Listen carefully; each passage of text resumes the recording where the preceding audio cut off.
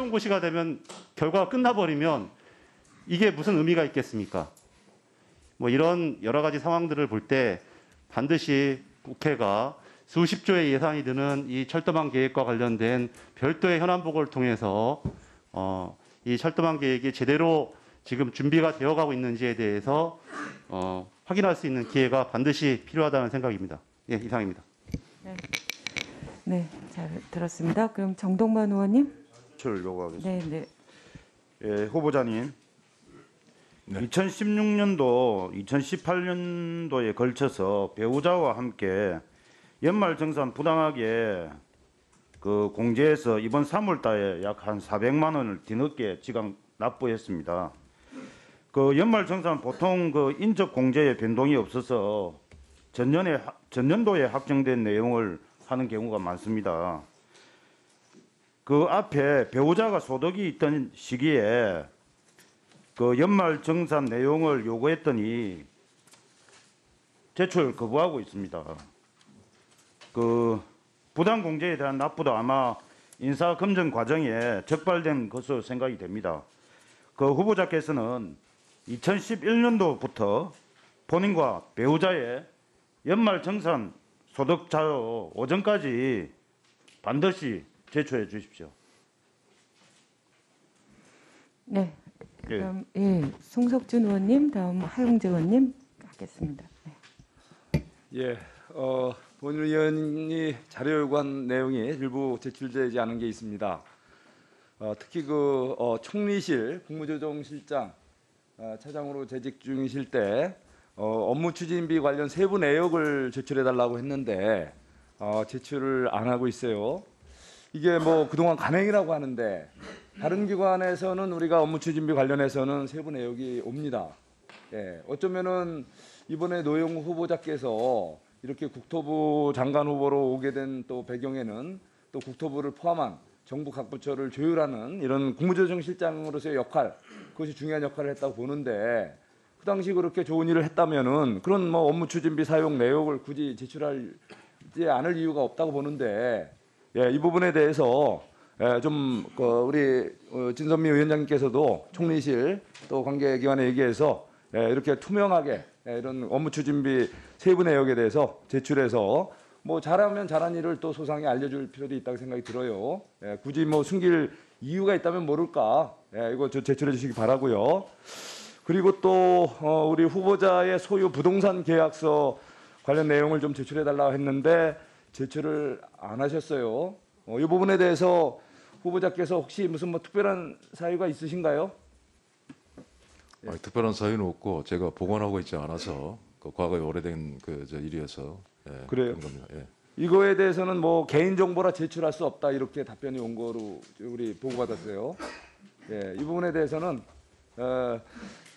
뭐 진짜 개인 정보 보호가 이렇게 인사청문회장에서도 보호받을 그렇게 특별한 이유가 있는지 이 부분에 대해서 우리 다시 한번 제고해 주시기를, 그리고 자료 제출에 협조해 주시기를 부탁드립니다. 네. 예, 이상입니다. 네, 확인해 보겠습니다. 하용재 의원님. 예, 바로 저번 주 여기에서 그 청문회 전까지 본위원에게 제출해 주기 바란다고 목록을 내요. 수습께도 전해드리고 했는데 공시지가 관련 앞에 정부와 이 정부의 관계 비교 명백한 결과가 나올 수 있고 별로 어렵지도 않은 자료인데 왜 이렇게 제출 안 하는지 내가 이해를 못합니다. 어떤 거 바로 챙겨가지고 저기 좀 양이 많았었는데 목록을 적어 제출했으니까 이따 쉬는 시간에 당장 그 챙기셔가지고 오후는 좀 제출해 주세요. 예. 후보자 부탁합니다. 예, 의원님들 말씀하시는 그 자료 중에 좀 확실하시기 바랍니다. 예, 제출 가능한 거는 뭐 최대한 제출하도록 그렇게 하겠습니다. 네. 네, 그러면 질의에 들어가도록 하겠습니다. 질의 시간은 답변 시간을 포함해서 주질의 7분, 보충 질의 5분씩 실시하기로 간사님들 간에 협의가 있었습니다. 지금 배포해 드린 바와 같이 질의 순서안이 아마 올려 있을 텐데요. 지난번처럼 여전히 저희가 방역 수칙을 지켜야 하기 때문에 그 순서대로 10번까지 저희가 구분을 하고 있는데요. 가급적이면 거기에 해당되지 않는 의원님들은 다른 장소에서 대기하시다가 순서에 맞춰서 회의장으로 들어와 주시면 감사하겠습니다. 확실하진 않지만 저희가 오전 회의에는 14번까지나 15번까지만 가능할 것 같습니다. 참고 부탁드리겠습니다. 네. 이현승 의원님 자료 제출 요구. 저희 의원실에서 엘릭스 헬스케어하고 엘릭스 뉴트리슨이 국세청에 신고한 월별 매출 기록과 납세 기록을 자료 요구를 했었는데 국세청에서는 그 상임위 의결이 있었더라도 해당 업체가 인사청문 범위 밖에 있고 당사자가 개인정보 제공 동의를 하지 않았기 때문에 제출할 수 없다라는 입장인데 이는 그 후보자 가족과 관련된 의혹을 규명을 하고 나아가서 정부 창업 지원 예산 집행의 적정성을 확인하기 위해서라도 꼭 필요한 자료로 보입니다. 그래서 국세청에서 오전 중에 엘릭스 헬스케어와 엘릭스 뉴트리션에 관한 답변을 우리 상임위 모든 위원들에게 제출해 줄 것을 위원장님께 부탁드리겠습니다. 네, 확인해 보겠습니다. 그러면 질의에 들어가도록 하겠습니다. 먼저 박영순 의원님 질의하시겠습니다. 네, 더불어민주당 대전 대덕구 출신 박영순 의원입니다. 후보자님 먼저 국토교통부 장관 내정되심을 진심으로 축하드립니다. 후보자님 언론을 통해서 후보자님 신상과 관련한 몇 가지 의혹이 제기되고 있습니다. 이 청문회를 통해서 수상이 밝힐 것은 밝히고 또 사과할 것은 사과하는 것이 국민에 대한 도리라고 생각해서 관련돼서 좀 몇 가지 여쭤보겠습니다. 후보자께서 2011년도에 세종시 아파트 특별공급을 받은 것에 대해서 특혜라는 지적이 있습니다. 제가 확인해 보니까 당시 정부는 세종시로 이전한 공무원들의 정주 여건을 지원하기 위해서 설명회까지 개최하면서 특별공급 분양을 독려했고 또 지방세 특례 제한법에 따라 취득세도 감면해 주었습니다. 또 그런데 후보자의 자녀들이 서울에서 대학을 다니고 있고 또 후보자 자신도 서울에서 근무하는 시간이 많았기 때문에 실제로 세종시에 이사를 하기가 어렵다 보니까 이 아파트에 거주할 수 없어서 전세를 주게 되었고요. 그러다가 공무 2차장이 발탁되면서 관사를 지급받았습니다. 세종시 아파트는 임차인과의 전세 계약이 1년 넘게 남아 있어서 실제 거주를 하지 못했고 문재인 정부가 들어선 2017년에 고위공직자 1주택 지침에 따라서 매각을 하게 됐죠. 본 의원은 후보자의 세종시 아파트 특별공급은 당시 상황을 감안하면 특혜와는 거리가 멀다고 생각하지만 지금의 눈높이로 보면 국민들에게서 굉장히 불편한 마음과 또 그리고 상대적 박탈감을 가질 수 있다고 생각하는데 이 자리에서 후보자께서 이 문제에 대해서 명쾌하게 해명을 해주시고 또 국민들께 답변을 해주셔야 될 것 같은데 한 말씀 해주시죠. 예, 의원님께서 방금 지적해 주신 대로 그 당시에 이제 그 행정중심 복합도시 초기였습니다. 굉장히 정주 여건이 안 좋고 그래서 그 이전을 이렇게 촉진하는 차원에서 그런 대책이 있었고요. 그래서 이제 분양을 받고 했는데 이제 결과적으로 이제 거기서 제가 그 실제 이제 거주를 하지 못하게 됐고 또 이제 나중에 제가 국무정실장을 하면서 이제 국제재건부를 하면서 그 매각을 하게 됐는데 그 사이에 이제 또 매각 그 차익이 또 생기게 되고 그래서 그 하여튼 이후 여하를 막론하고 지금과 같은 이 저 부동산 시장의 상황 그리고 국민들께서 생각하시는 그런 선에서 본다면은 이 부분도 굉장히 불편하게 느끼시리라고 저도 생각을 하고요. 그 경이나 이런 것에 상관없이 굉장히 송구하다는 말씀을 드리고 싶습니다. 예. 저는 이제 세종시와 인접한 대전에 거주했기 때문에 세종시 처음에 초기 상황을 좀 잘 알고 있습니다. 그 당시 사실 특별 공급을 하기 위한 아파트 물량조차도 다 분양이 안 될 정도로 사실 공무원들이 이전을 잘 안 했습니다. 이주를. 그래서 공무원들이 세종시로 이주하고 정착을 하도록 정부가 많은 지원과 노력을 했고 그래서 공무원 자신들이 원하지 않았지만 사실 특별 공급 분양을 받게 된 그런 경우도 많이 있었죠. 예, 그렇습니다. 예, 그렇지만 지금의 눈을 보면 많은 시세 차익 발생했기 때문에 국민들이 많은 어떻게 보면 상대적 박탈감을 가질 수밖에 없는 그런 상황도 있다고 생각하는데 이런 점에 대해서는 앞으로 국토부 장관으로서 부동산 정책을 하면서 잘 주의 있게 처신해야 될 거라고 생각합니다. 예, 알겠습니다. 후보자님, 최근 논란이 되고 있는 공시지가 상승과 관련해서 질의를 좀 드리겠습니다. 먼저 좀 표를 봐주시기 바랍니다. 이 표를 보면 2021년도 전국 공동주택 공시가격이 전년도보다 평균 19.5%, 0.5% 상승했습니다. 세종시의 경우 무려 70.25%, 대전도 20.58%, 서울이 19.91%입니다. 현실화율은 지난해 69.0%에서 올해 70.2%로 1.2% 제고되었습니다. 이 공시가격 열람안이 3월 15일 공개된 이후에 국토부에 접수된 이의 신청이 총 49,601건으로 전년 대비 32.6% 증가했습니다. 그만큼 공시가격 상승과 부동산 가격 상승에 따른 세부담이 높아진 데 대한 문제제기도 늘었다는 뜻입니다. 국토부에서 제시한 보유세 모의 분석표를 좀 봐주십시오. 이 표를 보면 주택가격이 25% 상승했을 때 경우 공시가격 7억 이상 주택 보유세 부담이 30%, 공시가격 9억 이상 주택도 30%가 세부담이 올랐습니다. 그러나 실제는 이 모의 분석보다는 더 올랐을 것이라고 판단됩니다. 실제 부동산 가격이 40% 이상 올랐다는 주장도 있습니다. 그렇다면 세부담은 더 커질 것입니다. 집값이 몇 억씩 올랐기 때문에 당연히 세금을 더 내야 한다는 데는 이견이 없습니다. 그러나 집값이 올라간 만큼 또 세부담이 커진 만큼 1세대 1주택 실거주자와 고령자, 장기보유 혜택을 보는 분들의 소득도 그 비율만큼 급격하게 오른 것은 아닐 것입니다. 따라서 종부세 과세 기준이 되는 9억 이하 주택의 세부담을 대폭 완화하는 문제도 심도 깊게 검토해 봐야 된다고 생각합니다. 왜냐하면 공시지가 인상은 공시지가 하나의 문제가 아닙니다. 종부세, 재산세 등 보유세와 취득세, 등록면허세, 재산세 등에도 영향을 미칩니다. 여기에 지방소득세, 지방교육세, 농어촌 특별세까지 건강보험료와 청년들 국가장학금 신청은 별도로 하고라도 상속과 증여에 이르기까지 공시지가 인상은 수십 가지 세제 전반에 영향을 미치게 됩니다. 그러므로 납세자 개개인이 느끼는 체감세액은 매우 클 것입니다. 저는 서울시 공공주택 258만여 가구의 6분의 1에 해당하는 42만 호의 값비싼 공동주택의 부자 감세를 주장하거나 부동산값 상승에 따른 불로소득에 합당한 과세를 반대하는 것이 아닙니다.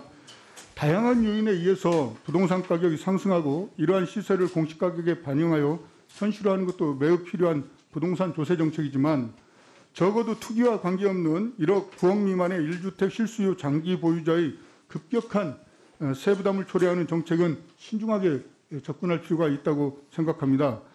후보자께서 장관이 되시면 9억 미만 주택의 세부담 완화를 위한 관계부처와 심도 깊은 논의를 할 필요가 있다고 생각하는데 후보자의 견해는 어떠하신지 밝혀주시기 바랍니다. 예, 의원님 잘 아시는 대로 이제 공시가격 그 문제가 가장 인프라 기초가 되는 통계가 되겠습니다. 그런데 이제 공시가격이 시가를 제대로 반영하지 못하고 지역 간의 편차도 크고 또 이제 주택이나 그 부동산의 유형에 따라 또 차이가 크고 그래서 문제가 제기됐었죠.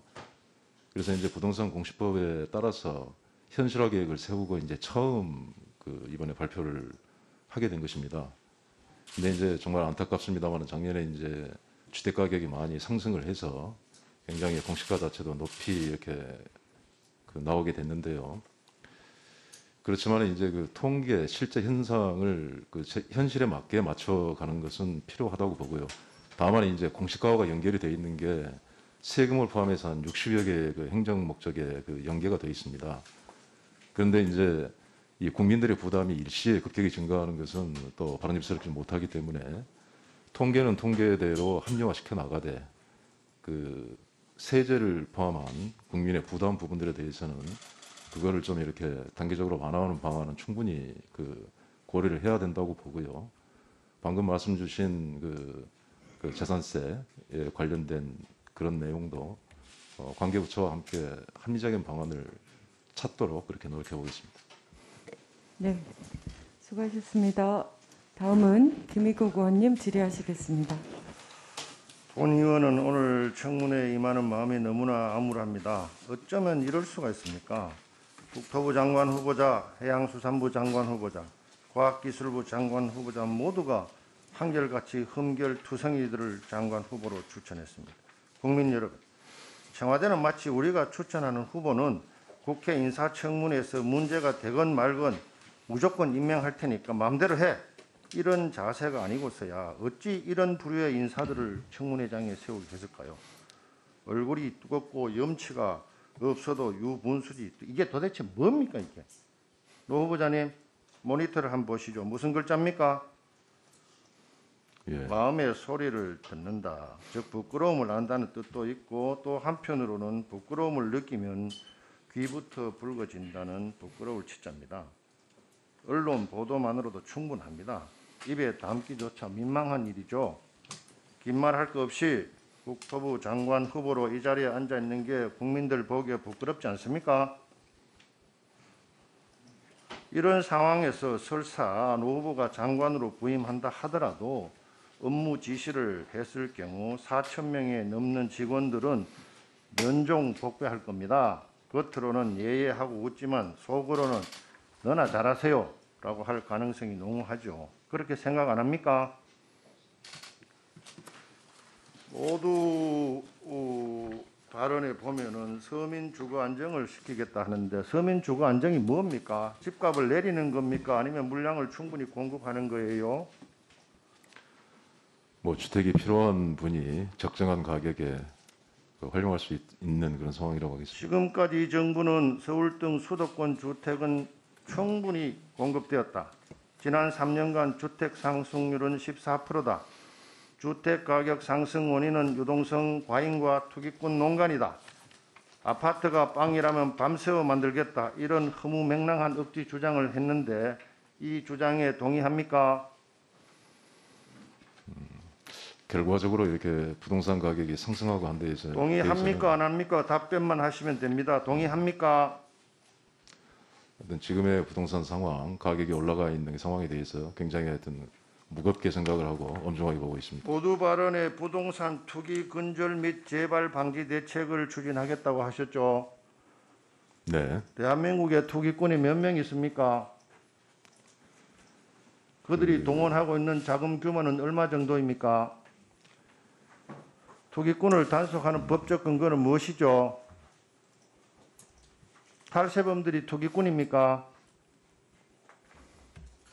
아니면 부동산 거래법에 의해서 다운 계약서를 작성하거나 자금 조달 계획을 허위로 작성하는 자들이 투기꾼입니까? 투기꾼의 정의에 대해서 말씀을 좀 해주시죠. 어려운 문제인 것 같습니다. 뭐 법령에 투기꾼이라는 걸 이렇게 명확히 규정해 둔 건 없는 것 같고요. 각 부처에서 각각의 정책 목표에 따라서 관련 그런 법적 근거도 없고 개념도 없는 투기꾼을 단속하려면은 다시는 투기를 못하도록 그 투기꾼들이 얻는 이익에 대해서 3배나 5배의 징별적 몰수 조치를 해야 투기를 안 하겠죠.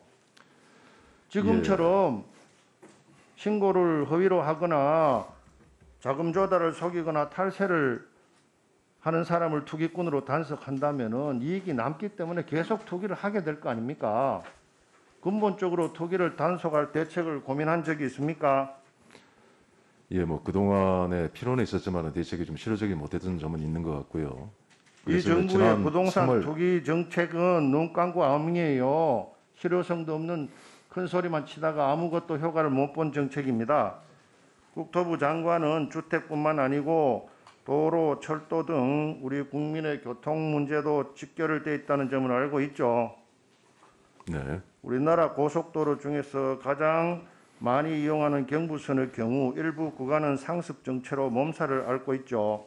예. 현재 한남 IC에서 양재 IC 15km는 평균 속도가 50km에 불과하고 오후는 38km입니다. 통행료를 내는 이용자들이 아니 이게 고속도로야 이렇게 비난을 하고 있죠. 여기에 대한 대책은 뭐라고 보고받았습니까? 예, 그렇지 않아도 그 구간이 문제가 되고 그래서 지금 추진하고 있는 2차 고속도로 건설 계획에 동탄에서 강남 구간을 입체적으로 확장하는 것을 지금 검토를 모두 하고 발언에서도 교통 대책을 마련한다고 했는데 추상적인 이야기만 하고 있잖아요. 다음 도면을 보시죠. 우리나라 고속철도 구간별 선로 용량을 알고 있죠.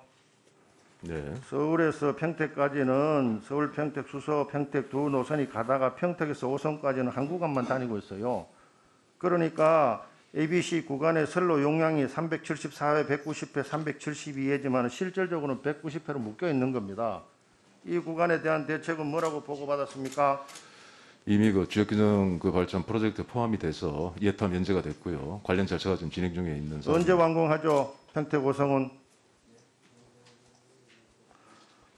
다음은 지하 고속철도 GTX 노선에 대한 문제입니다.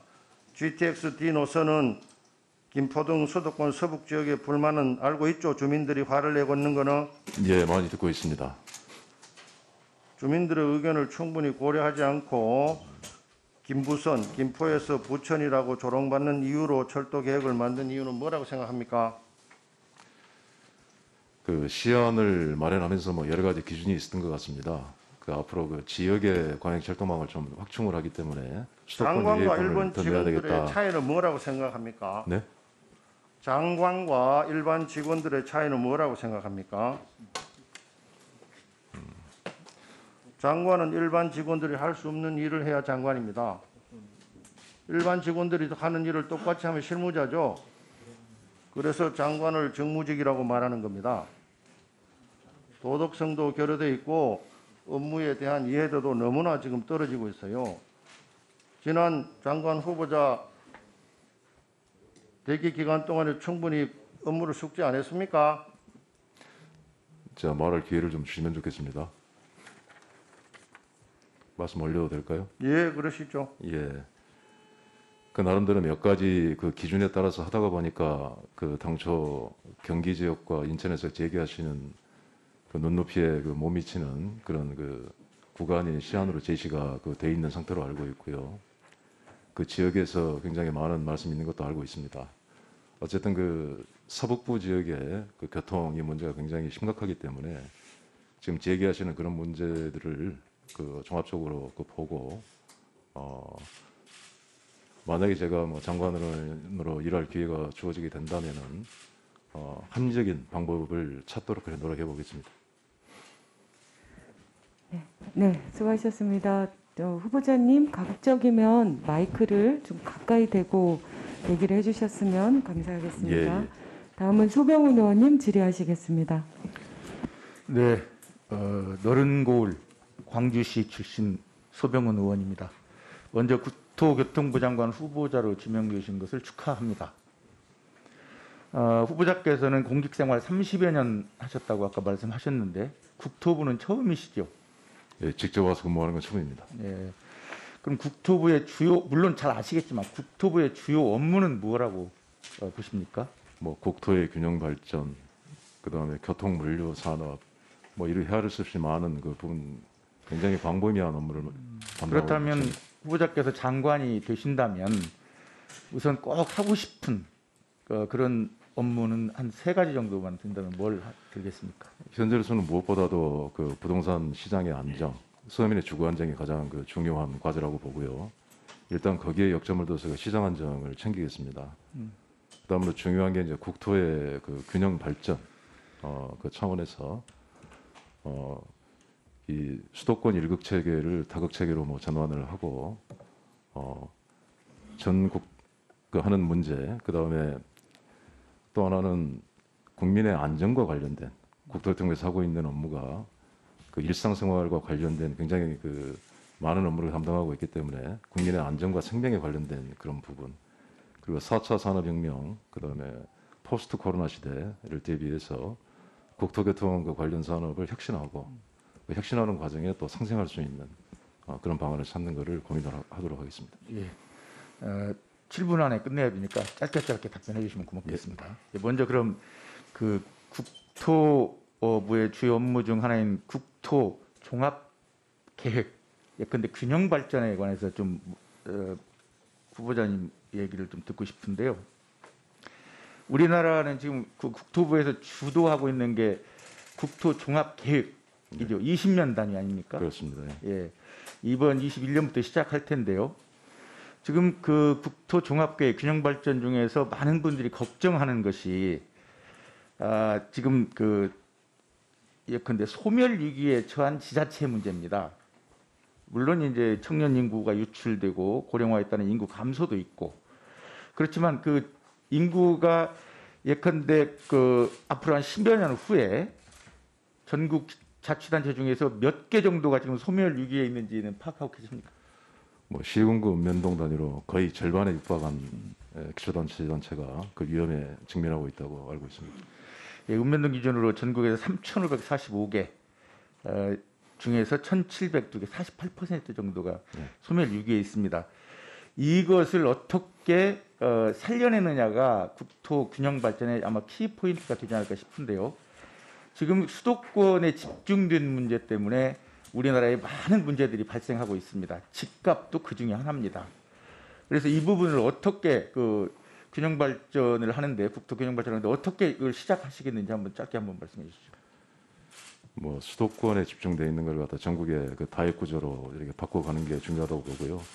그렇게 하기 위해서 이제 그 중심 거점 지역을 육성을 그 하는 것부터 시작해서 방금 의원님께서 걱정하셨던 그 읍면동 그 단위의 그 소멸 위험 지역 이런 데를 사람과 그 돈과 일자리가 생겨서 그저 올려둘 수 있는 그런 여건을 만들어가는 그런 것들이 중요하다고 봅니다. 그러니까 오늘 제가 아침에 어디 그 뉴스에 보니까 예를 들면 이제 우리나라는 한 곳에 집중돼 있다. 다른 나라와 비교해서 예를 들면 영국 같은 경우는 1,200만 명이 96곳의 그 권역에 모여 삽니다.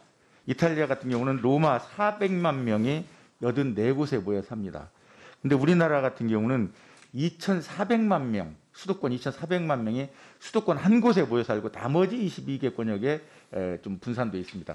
이 권역을 그 권역에서 각자 생활할 수 있는 권역을 만드는 일이 중요하다고 생각하는데요. 그 부분을 좀 관심을 가지고 추진해 주셨으면 좋겠다 이런 말씀 드리고요. 또 하나는 아까 안전 문제도 말씀하셨지만 이제 안전은 특히 국토부에서 건설 현장 안전 사고가 참 많습니다. 그다음에 교통 안전 문제가 또 심합니다. 건설 현장의 사고는 이제 많이 발표가 되니까 그렇지만 우리가 교통 사고로 안전의 위험을 받는 경우는 거의 이제 무관심해졌습니다. 그 교통 문제를 특히 관심을 가져줬으면 좋겠다 생각하는데요.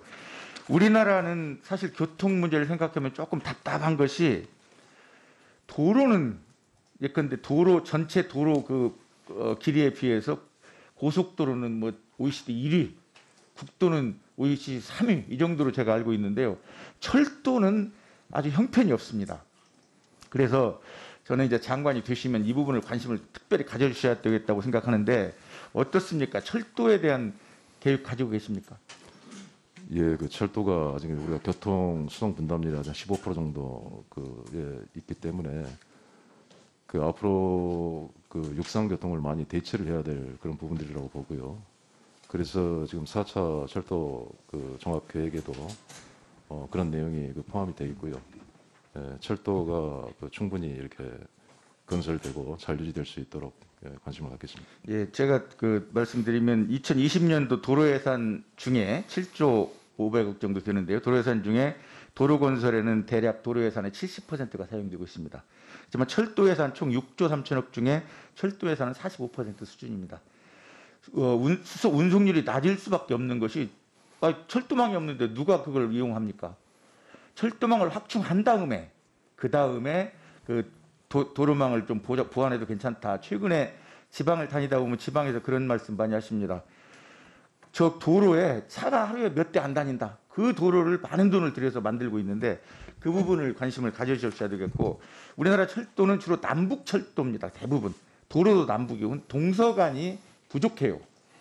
이번에도 4차 그 철도망 계획에 보니까 동서축은 하나도 반영이 안 됐습니다. 예를 들면 전주에서 김천까지, 광주에서 대구까지, 또 충청도에서 강원도까지 이 부분을 도로든 철도든 동서축을 확충하지 않으면 서로 그 망을 이용할 수가 없습니다. 그 부분에 대해서 계획 가지고 있으면 말씀. 예, 그 한정된 투자 자원을 가지고 그 하다가 보니까 이제 이런 결과가 나온 것 같습니다. 이 동서축이 굉장히 그 잠재력이 많은 그런 부분들인데 어떤 경제성이라든가 우선순위에서 조금 뒤밀리는 감이 있어서 의원님이 지적해 주신 그 구간이 그 검토 그 사업으로 이렇게 지금 현재 놓여 있는 걸로 알고 있습니다. 지금 아마 이제 재정당국과도 논의를 해야 될 그런 그 내용인데요. 그 철도 투자 규모가 이번에 신규 사업까지만 100조 정도의 이제 앞으로 투자 그 규모를 가지고 해야 되는데 그 어떤 그 재원을 좀 확대해야 되는 그런 부분들도 있고요. 그 안에서 우선순위를 이렇게 가리면서 의원님이 말씀하신 그런 구간들도 관심을 갖고 보겠습니다. 예. 네, 수고하셨습니다. 다음은 이종배 의원님 질의하시겠습니다. 네, 충북 충주 출신 이종배 의원입니다. 후보자님, 공무원 근무기간이 87년부터 하셨죠? 만 33년. 33년이요. 주로 기재부에 근무하셨고 보건복지부 잠깐 파견 교환 근무하셨고 2년간 그렇죠? 네, 그 국무조정실에 이제 2016년부터는 국무조정실에 근무하셨네요. 그렇죠? 국토부는 근무한 적이 없고 그렇죠? 예, 직접 근무한 적은 없습니다. 국토부 장관 후보자로서 이 자리에 앉을 것으로는 평소에 기대를 안 했겠습니다. 그죠? 그렇죠? 기대해봤습니까? 공무원 생활하면서 국토부 장관 후보자로서 이 자리에 앉을 수도 있겠다. 그런 생각은 안 해보셨죠? 그렇죠? 그러다 이제 이 자리에 어쨌든 지명하신 분이 후보자로 지명되니까 이제 이 자리에 앉으신 거예요. 그렇죠? 답변 안 하십니까? 예, 아마도 이제 국토교통 분야에 대한 전문성이 이제 우려돼서 이렇게 주시는 말씀으로 이해가 뭐 그런 거 됩니다. 아니고요. 그런 거 아니고 미리 이렇게 짚어서 답변하실 필요 없고 그냥 있는 대로 선서하신 대로 답변하시면 돼요. 자, 국토부 장관은 부동산 정책의 총괄 관장을 하시는 그런 위치에 있으신데 부동산 관련 문제에 모범을 보여야 되는데 평소에 관리를 잘 못해서 결격 사유가 있다는 점을 먼저 지적을 합니다. 오늘 뭐 간단히 모두에서 사과를 하셨지만 공무원 특공 아파트 관련해서는 아까 조금 전에 이제 김의국 의원님 뭐 얘기하시던데 이건 투기다, 투기. 제가 볼 때는 이건 갭투기입니다, 갭투기. 예?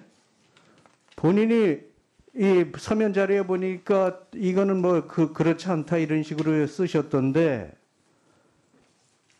본인은 뭐 처음부터 거기에 사실 생각이 있으셨어요? 예, 그렇죠. 사실 생각이 있으셨어요? 그런데 하루도 안 살았잖아요. 하루도. 그러니까 상황이 조금 처음에 특별 공급을 받았던 거는 2011년이었고요. 건물이 완공된 건 한 2년쯤 있다가 완공이 됐습니다. 그때 이제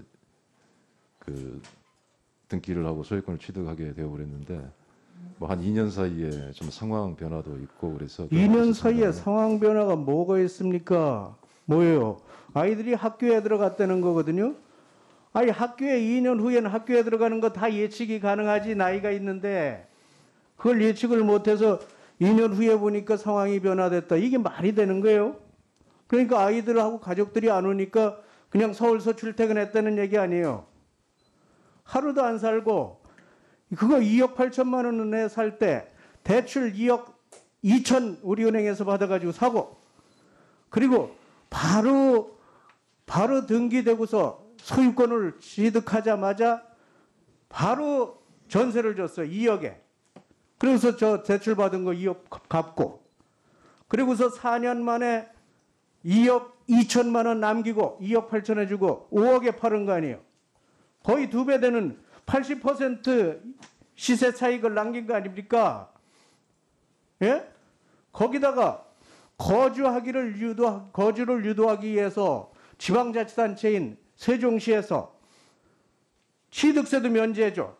지방세 다 면제해주고 그러는데 취득세 1,128만 원 면제받고 지방세 112만 원 면제받고 거기에다가 주소도 한 번도 지방으로 옮기지 않았는데도 불구하고 2년간 거주 이전 이주 지원비도 받았어요. 매달 30만 원씩 매달 20만 원씩 2년간 480만 원 받았어요. 이 말이 됩니까? 이런 게 바로 투기예요, 투기. 갭투기예요. 그 결과적으로 지금의 그 부동산 그 상황이나 지금의 기준으로 보면은 그 굉장히 불편해 보일 수 있다고 저도 충분히 그 이해를 합니다. 그래서 참 송구스럽다는 말씀을 제가 아까 조금 전에 얘기 들었고요. 예. 그러나 거기다가 그 당시에 제가 2016년부터는 관사에 거주했어요. 관사에 거주하면서도 주소를 안 옮겼어요. 이거는 관사 재테크하고 뭐가 다릅니까? 예? 청와대 대변인이 관사 재테크 때문에 대변인직에서 물러난 거 모르세요? 관사 재테크하고 뭐가 달라요? 자, 위장 전입에 대해서는 사과도 안 하셨던데, 그리고 서면 답변에서 뭐라 그랬어요? 2001년 6월부터 2002년 12월까지 미국 주정부 교육 파견 전후 시점에 어떻게 주소를 그렇게 하다 보니까 그랬다 그랬는데 무슨 말씀이세요? 이남은 초등학교 입학 전에 2001년 1월 배우자와 그 이남만 주소를 자녀 친구 집으로 옮겨서 거기서 학교 입학했고요. 장남은 초등학교 5학년 때 03년 2월에 가족 3명 본인 빼고 처와 두 아들 처제 집으로 옮겨가지고 거기서 중학교 입학했고 좋은 서초구 학군 들어가려고 그렇게 한 거 아니에요. 위장전입이죠, 명백하게. 왜 이건 사과도 안 합니까? 예? 문재인 정부의 공직 후보자 7대 인사 배제 기준에 보면 위장전입 부동산 투기 들어가 있어요. 더군다나 임용 예정 직위와 관련된 비위는 엄격하게 적용하겠다고 했어요. 이건 국토부 장관으로서 치명적인 그런 결격 사유입니다.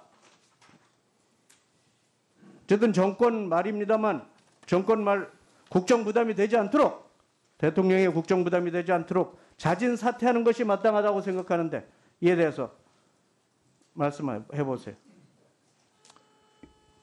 의원님 말씀하신 그 부적절한 그 주소 이전 문제에 대해서는요.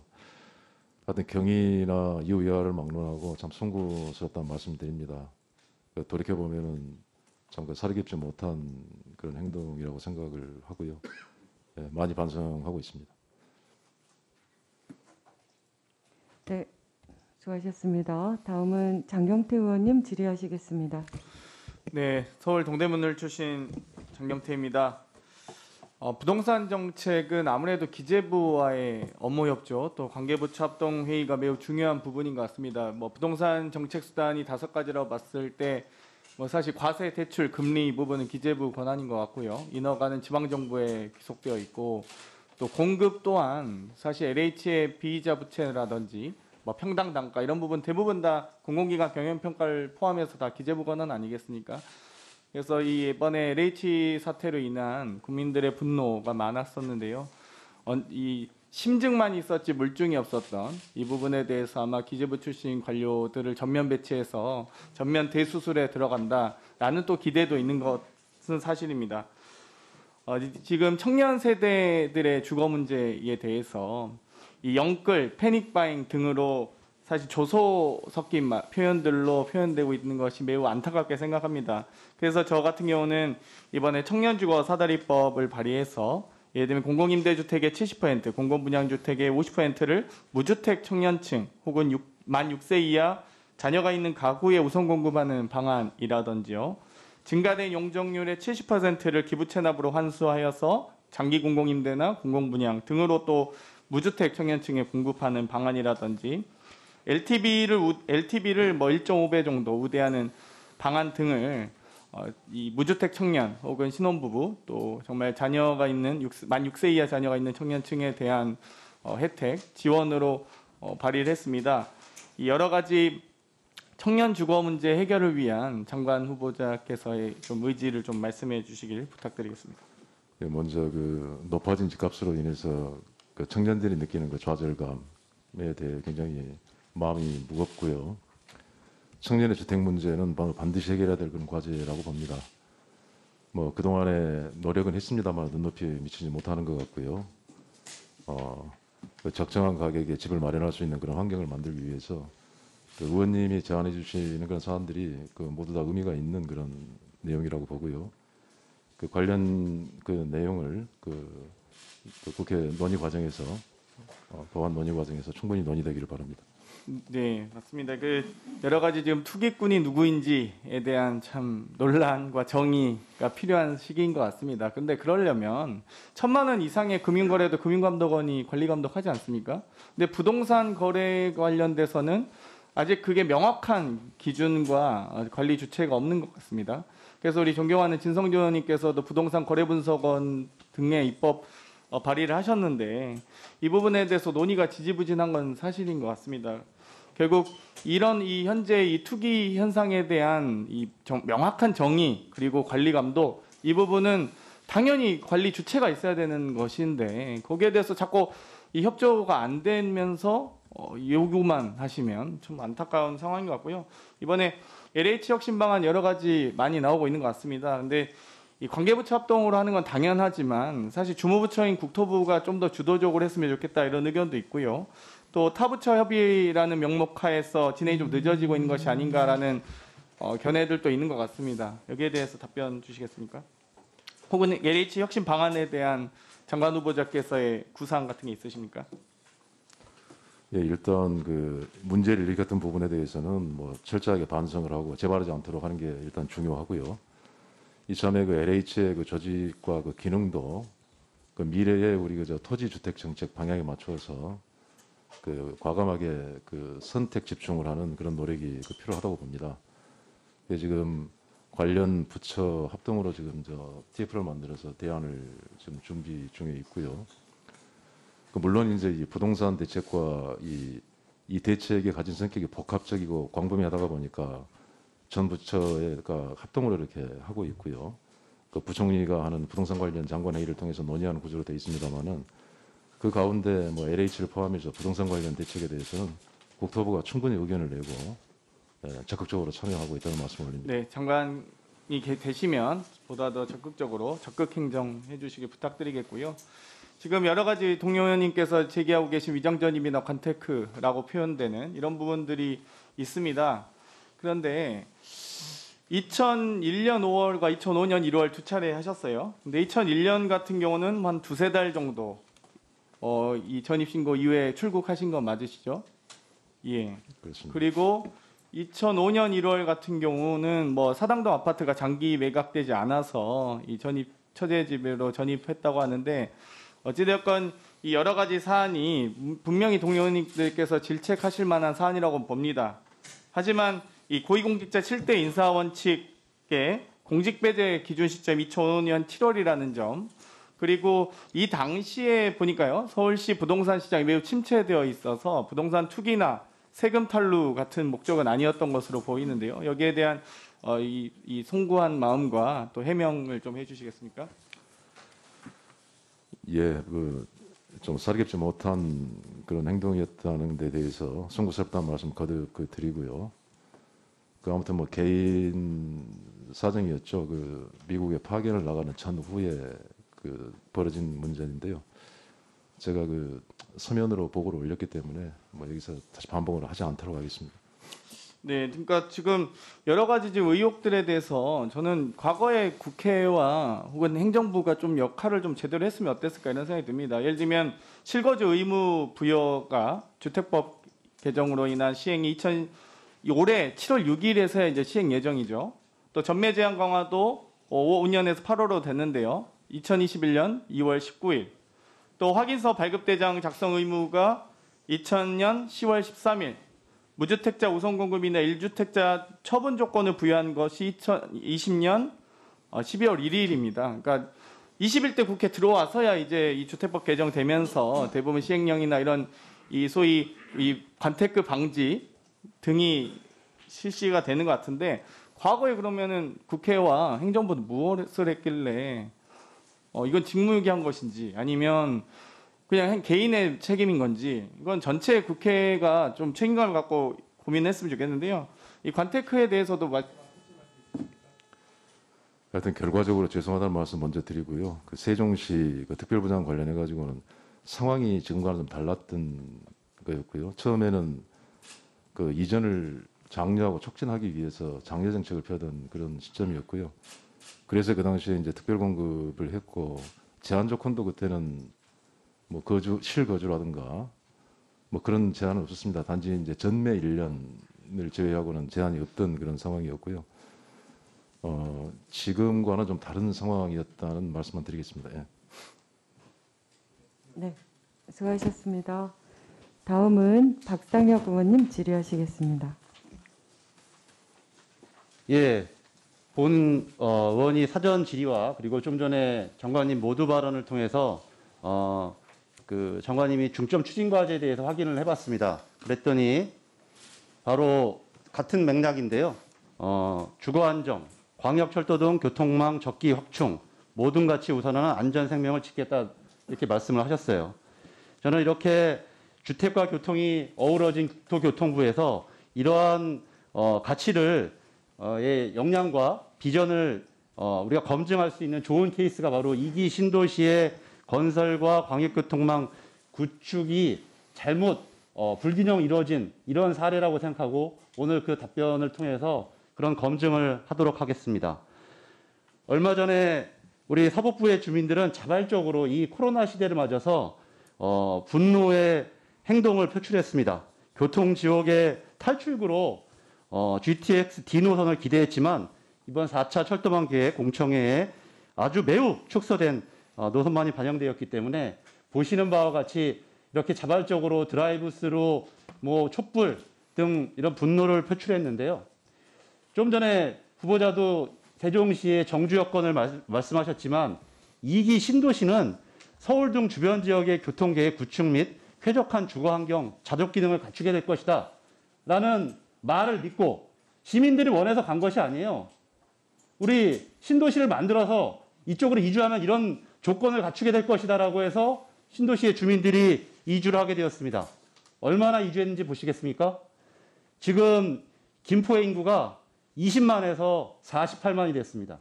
검단 신도시를 포함한 인천 서구의 인구가 55만입니다. 원래 검단과 김포는 태생적으로 한 도시였고 93년도에 분리가 되었습니다. 즉 인구 100만의 도시로 성장할 이렇게 만들어 놓은 것입니다. 그런데 정말 조금 전에도 얘기했던 중앙역 교통망은 제대로 구축되었느냐 보시면 서울 주변에 있는 많은 도시와 인구와 광역교통망의 이야기입니다. 김포가 48만 명인데 단 한 개의 서울 직결 노선이 없습니다. 양주, 하남, 파주 등 김포와 같이 2기 신도시를 진행됐던 곳들은 이렇게 많은 직결 노선이 있습니다. 그리고 이렇게 이번에도 많이 반영되었습니다. 단 하나가 없습니다. 48만. 인구수가 훨씬 더 많음에도 불구하고. 그래서 지금 김포에는 유일한 교통망이 경전철 2량짜리입니다. 출퇴근 시간 혼잡률이 285%입니다. 좀 전에 이 포스터에도 보시겠지만 우리 아이들에게도 겪게 하실 겁니까? 라는 포스터를 시민들이 만드신 거예요. 그리고 계속된 사고로 생명의 안전이 위협받고 있습니다. 그런데 얼마 전에 다시 대광위에서 공청회에서 앞으로 4년 뒤에 교통 혼잡률을 예상했습니다. 4년 뒤에 2025년에 혼잡률이 248%가 된다고 합니다. 김포의 인구는 2025년이면 68만을 예상하고 있습니다. 그런데 전혀 교통대책이 없는데도 248% 낮아진다고 하는 말도 안 되는 이런 결과 발표를 냈습니다. 그리고 또한 보시는 바와 같이 25년도 이 예측 보면 200% 넘는 곳이 단 한 군데도 없습니다. GTX A 노선은 63%예요. 이게 말이 되는 상황입니까? 이렇게 좀 전에 장관이 밝혀주신 주거 안정, 교통 적기 공급, 생명의 가장 핵심적인 이 케이스가 100만이 넘는 우리 수도권 서부의 주민들이라고 생각하는데 장관이 되신다면 이 문제를 해결할 책무가 있다고 보시는지 어떻게 생각하십니까? 예, 의원님 말씀을 소중한 말씀을 그나마 지금 듣고 있습니다. 만약에 기회가 주어진다면은 서부권의 교통 문제를 해결하시기 위해서는 방안을 좀 적극적으로 고민해 보겠습니다. 그래서 이번에 많은 시민들이 수도권의 동서축을 연결하는 이와 같은 GTX-D의 타당성과 필요성이 있다고 본 거고 전문가들도 동의했던 겁니다. 즉 ABC는 남북축을 주로 연결한다면 이렇게 수도권 동서축을 연결함으로써 교통 문제를 해결할 수 있는 많은 기대를 가졌습니다. 그런데 이번 공청회를 보니까 타당성이 별로 없다. 기존 노선에 영향을 준다. 중복이 된다. 이러면서 이것이 문제가 있다고 지적하고 있습니다. 지하철 2호선이나 9호선하고 많이 중복이 된다라는 논리인데 그렇게 따진다면 지하철 GTX-A는 대곡역까지만 가야 되고 GTX-B는 망우역까지만 가야죠. GTX-C는 의정부에만 가야죠. 서울에 들어올 필요가 없는 거죠. 똑같은 논리라면. 그리고 이게 ABC가 강남의 집값을 문제 일으킨다면 ABC도 하지 말았어야죠. 그리고 이미 보시는 바와 같이 파주나 남양주나 여기는 여러 개의 중복 노선이 있습니다. 전혀 이 형평에도 맞지 않고 시민들로 하여금 분노를 일으키게 할 수 없는 그런 공청회 결과입니다. 또한 시민들은 GTX B도선 같은 경우는 2014년도에 예타 당시에 0.33이었습니다. 왕숙 신도시를 포함하면서 간신히 1.0이 넘었습니다. 혹시 이 GTX 저희들이 제안했던 노선이 GTX B 노선의 경제성을 맞추기 위한 것이 아니냐라고 많은 시민들이 의심할 수밖에 없는 겁니다. 저는 이번 결과는 정책에 대한 신뢰도를 추락시켰고 시민들을 기만했다는 점에서 매우 문제가 있다고 생각합니다. 이제 공청회가 끝났으니까 시도지사와의 협의를 거쳐서 6월 확정고시를 하게 됩니다. 저는 제안드리건데 시도지사와의 협의가 실질적 협의가 되어야 된다고 생각합니다.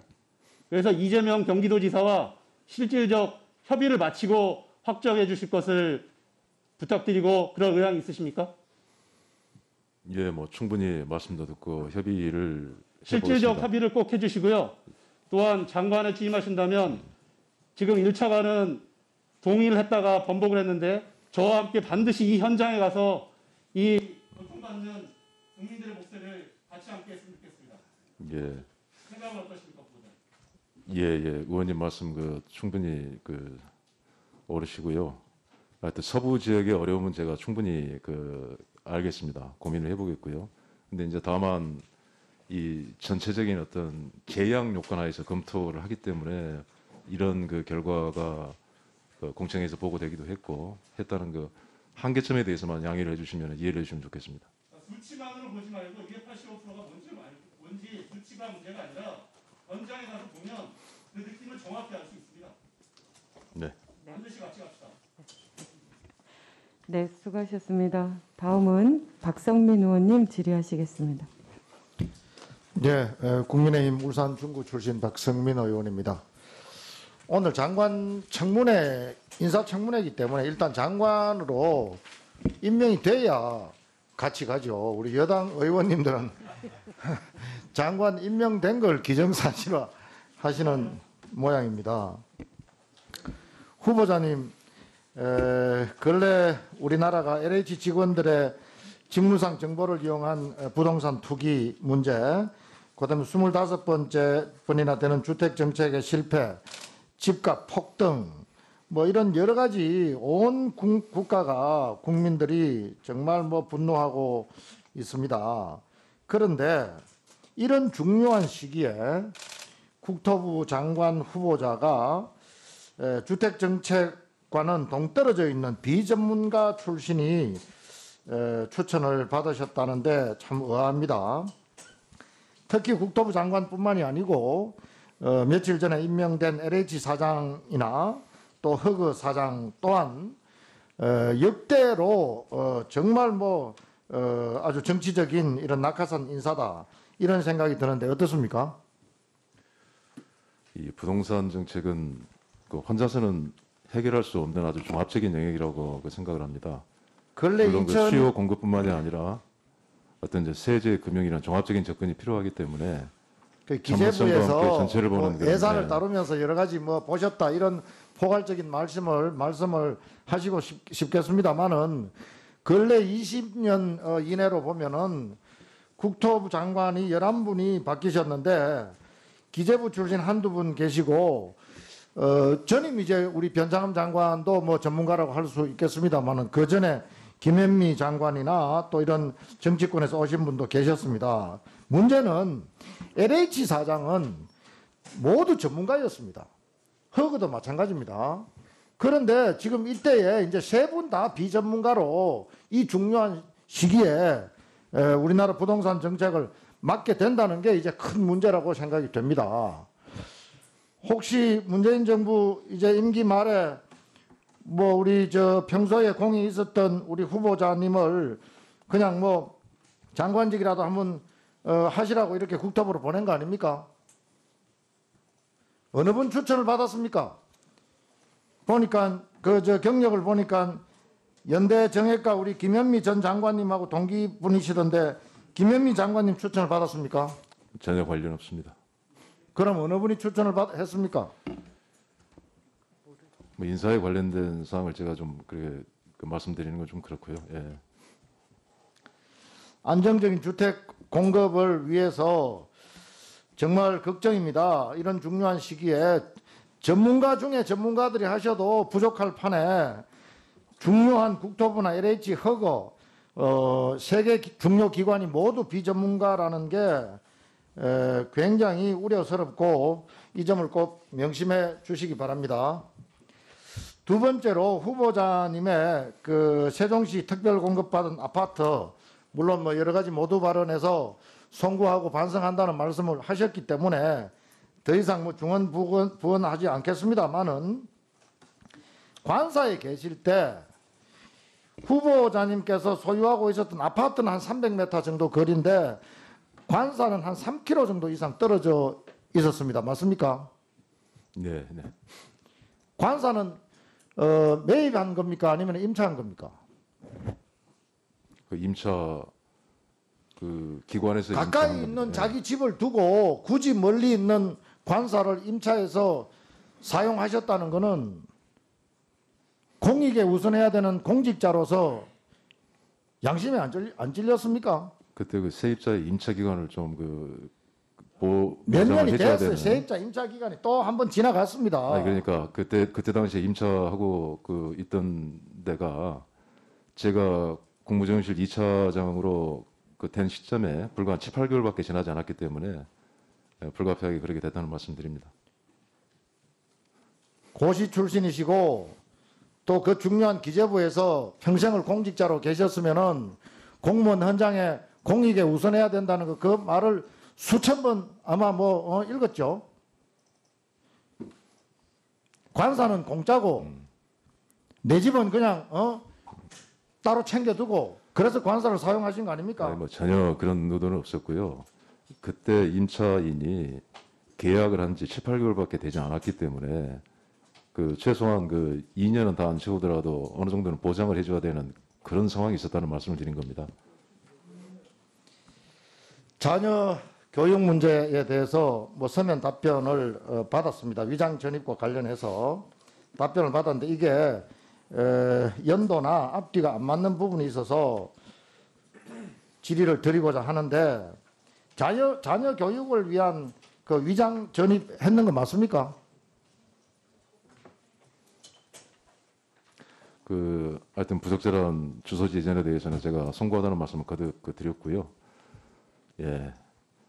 나름대로 제의 좀 특수한 상황이 있었다는 거는 제가 서면 답변에 올렸기 때문에 서면 답변을 보니까 2002년도 귀국하시고 그 아파트가 2003년도에 준공해가지고 누군가가 여기 살았어요. 살았고 2004년에 매입을 한 겁니다. 매입을 한 건데 2002년부터 아예 그쪽으로 이주할 계획에 있었다 이렇게 서면 답변을 하시는데 그건 본인 집도 없고 다른 사람이 살고 있는 집을 계약한 상태도 아니고 그걸 2년 그 전에 먼저 구입할 의사가 있었다. 그래서 애들을 먼저 그쪽으로 전입을 시켰다. 이게 말이 안 됩니다. 아니, 그 제가 살고 있던 집은 2013년 10월에 준공이 된 게 맞는데요. 제가 구매해서 들어가기까지 분양이 안 되고 비어있던 그런 상태였습니다. 근데 다만 제가 이사를 가기 위해서는 그 돈이 필요할 거 아니겠습니까? 근데 기존에 살던 아파트를 매각을 하려고 내놨는데 당시 하여튼 공교롭게 그 부동산 경기가 안 좋고 그래서 굉장히 명백한 이게 위장 전입입니다. 여러 가지 일정을 보면은 그래서 이 부분에 대해서도 물론 반성. 네, 수고하셨습니다. 다음은 정정순 의원님 질의하시겠습니다. 예, 청주 상당구 출신 정정순 의원입니다. 저는 우리 노영욱 장관 후보자께서 국토교통부 장관으로 후보자로 되신 거에 대해서 진심으로 환영하는 사람입니다. 제 적임자가 오셨다. 그 이유는 기획재정부에서 예산과 정책, 국무조정실장으로서 국가의 정책을 총괄 조정하셨고 또 향후 국토교통부의 장관으로서 가장 중요한 기재부와의 뭐랄까 협상력이랄까요? 어쨌든 그런 점에서는 최적의 장관 후보다. 저는 이렇게 생각을 합니다.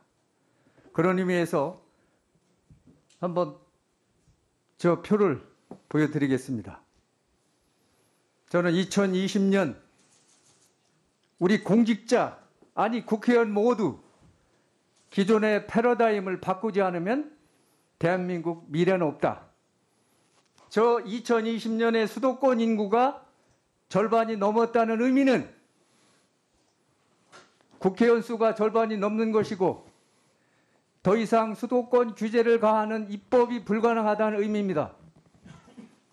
해법은 없습니다. 오로지 헌법을 개정해서 현행 정수 내에서든지 상원을 도입해서 균형을 가하든지 아니면 공직자 여러분들의 과감한 패러다임의 전환 이거밖에 없다고 생각을 합니다. 다음 표 보시죠. 11.8% 면적에 50% 넘는 인구가 살고 있습니다. 다음 2018년 OECD 통계입니다. 다른 나라 수도에 비해서 경제력이 과도하게 집중된 현상입니다. 왜 이렇게 됐을까요?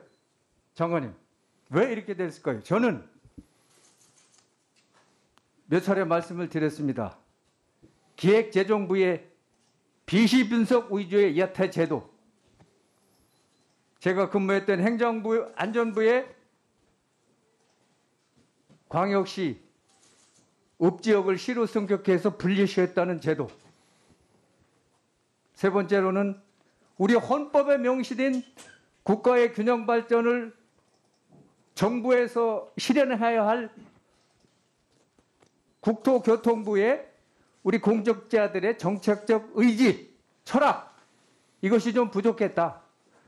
그로 인해서 나타난 현상들이 인구의 절반이 넘는 수도권 모든 계획을, 종합계획을 갖고 있는 국토교통부가 결국은 국토교통부는 기재부 핑계대고 기재부는 국토교원들 핑계대면서 국가균형발전 정책을 소홀히 해온 것 아니냐.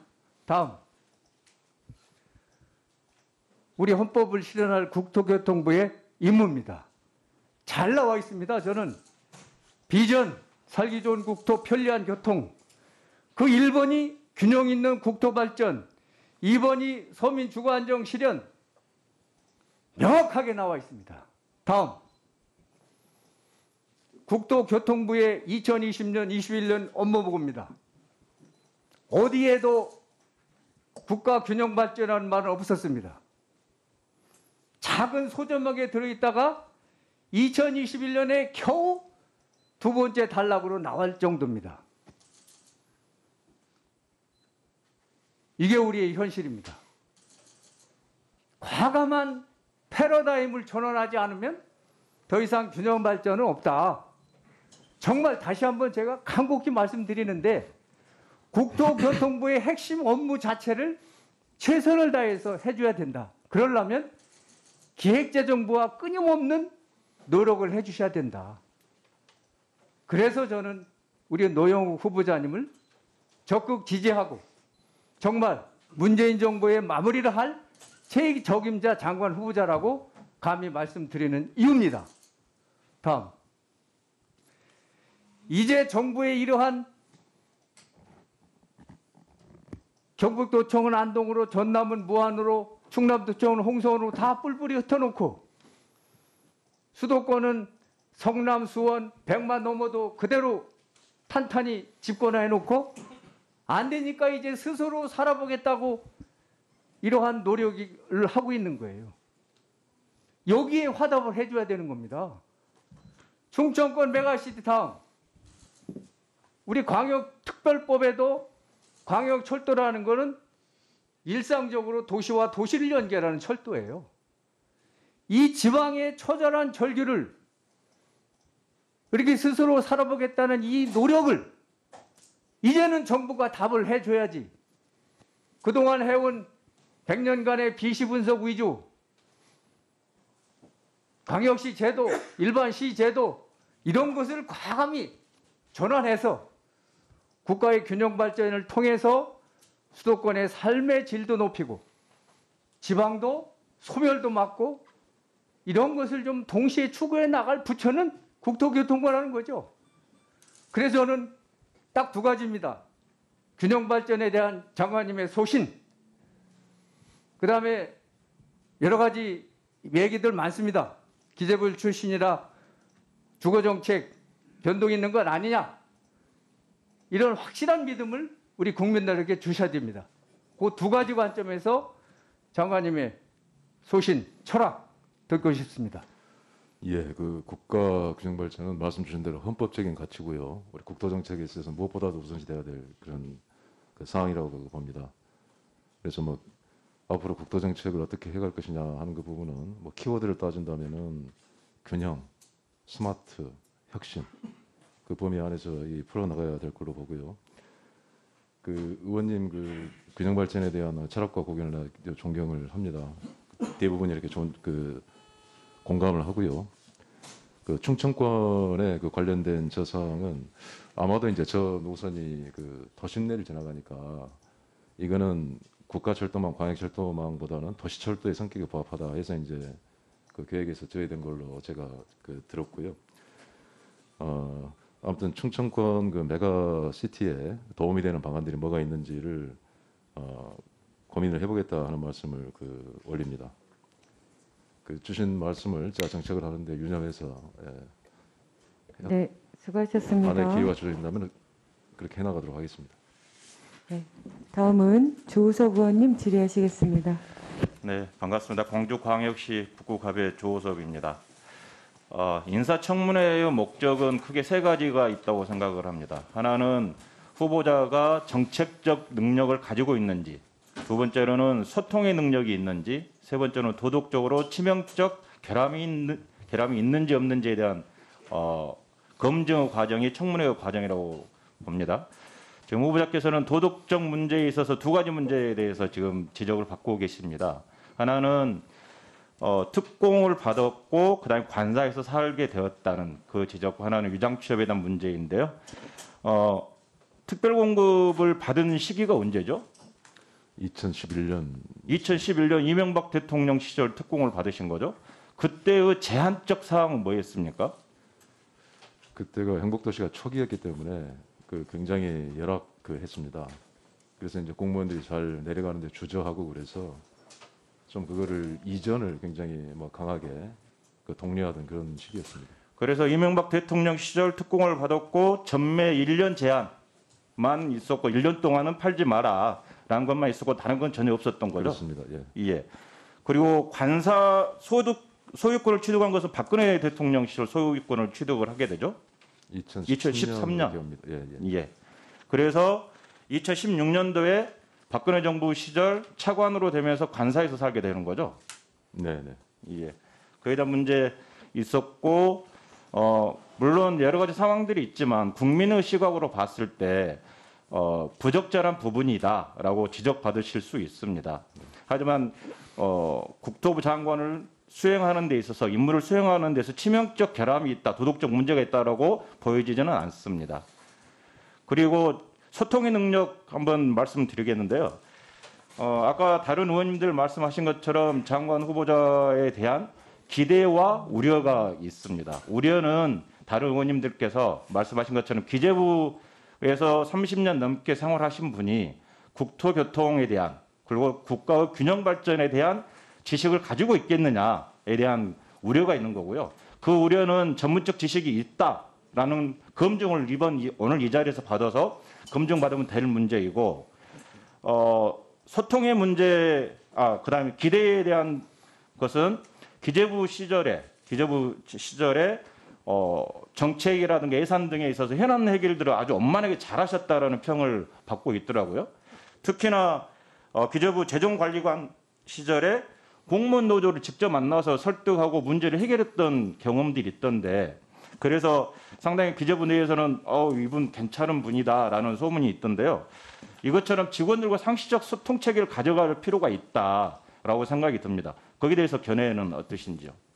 예, 그 무엇보다도 서로를 이해하는 소통이 바탕이 되지 않으면은 문제를 풀 수 없다고 생각을 합니다. 네, 소통을 강화해 주시기 바라고요. 특히나 국토부 같은 경우는 국토관리사무소나 지방국토관리청이나 지방항공청 등 여러 기관들이 있습니다. 또 국토부 업무상 이게 업무가 좀 고되고 편중되고 막 그러다 보면 안전사고 위험이라든가 그게 많이 발생될 수도 있습니다. 그래서 만약에 장관이 되신다면 예하 기관인 그 인력 상황들을 좀 실태 조사를 해주시고 실태 조사에서 적절하게 인력이 배분되어 있는지 인력이 적절하게 채용되어 있는지에 대한 부분들을 살펴봐야 한다고 생각을 하는데 장관께서는 어떠신지요? 예, 뭐 기회가 주어진다면 말씀하신 걸 내가 챙겨보겠습니다. 네. 그 다음으로 정책과 관련된 문제 좀 질문 드리겠습니다. 이사 대책이 지금 공급 대책으로 좀 추진해 나가야 하는데도 불구하고 지금 LH 사태가 터져서 시장에서 이거 이사 대책이 그대로 실현될 수 있을까에 대한 우려가 있습니다.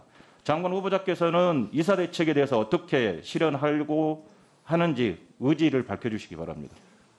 예, 뭐 그동안의 공급 대책의 한계를 극복하고자 나온 것이 이번에 이사 대책이었고요. 특히 그 도심의 주택을 공급하는 상생의 개념에서 그런 그 중요한 취지를 갖고 있던 거고 LH 사태에 관련된 거는 확실하게 이번에 환부를 덜어내고 그 새롭게 태어나야 되겠습니다만은 그 국민들에게 주택이 공급되는 그 계획도 차질 없이 진행이 돼야 된다. 그래서 발표된 주택 공급 대책은 철저히 그렇게 이행되도록 하겠습니다. 네.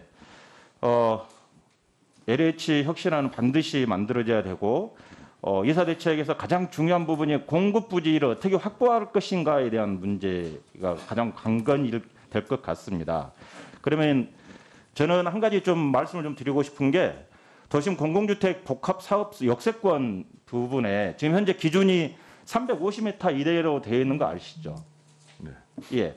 그런데 350m 이내로 되는 것보다 500m 이내로 좀 확대를 시키면 거기에 대한 공급 후보지가 훨씬 더 많아지지 않을까요? 예, 그 역세권 범위가 그 지역에 따라서 상황이 다르기 때문에 좀 유연하게 그 접근할 필요가 있고요. 그 해당되는 그 지방자치단체하고 그 긴밀히 협조해서 풀어갈 문제라고 봅니다. 네, 꼭 그렇게 해서 풀어주시기를 바라고요. 그래서 기준 완화가 필요하다. 그래서 범위 확장이 필요하다는 부분과 또 하나는 기대 참여율 문제인데요. 현재 역세권 참여율이 6.6% 정도 예상을 합니다. 하지만 지금 기대하는 것은 서울 같은 경우는 10% 정도, 인천, 경기는 5% 정도를 예상을 하고 있는데 장관 후보자께서 만약에 장관이 되신다면 기대 참여율 증대 방안은 어떻게 생각하고 계십니까? 지금 계획에도 들어가 있습니다만은 그 토지 소유주들한테도 그 예상되는 그 수익률을 일반보다 좀 이렇게 가는 인센티브도 있고요. 또 기존의 그 도심 재개발이나 재건축을 하다가 보면은 부작용으로 이제 젠트리피케이션의 문제가 생겨서 그 어려웠었는데 그런 문제들을 서로 상생의 관점에서 해결하자 뭐 그런 내용이 들어있는 대책이고요.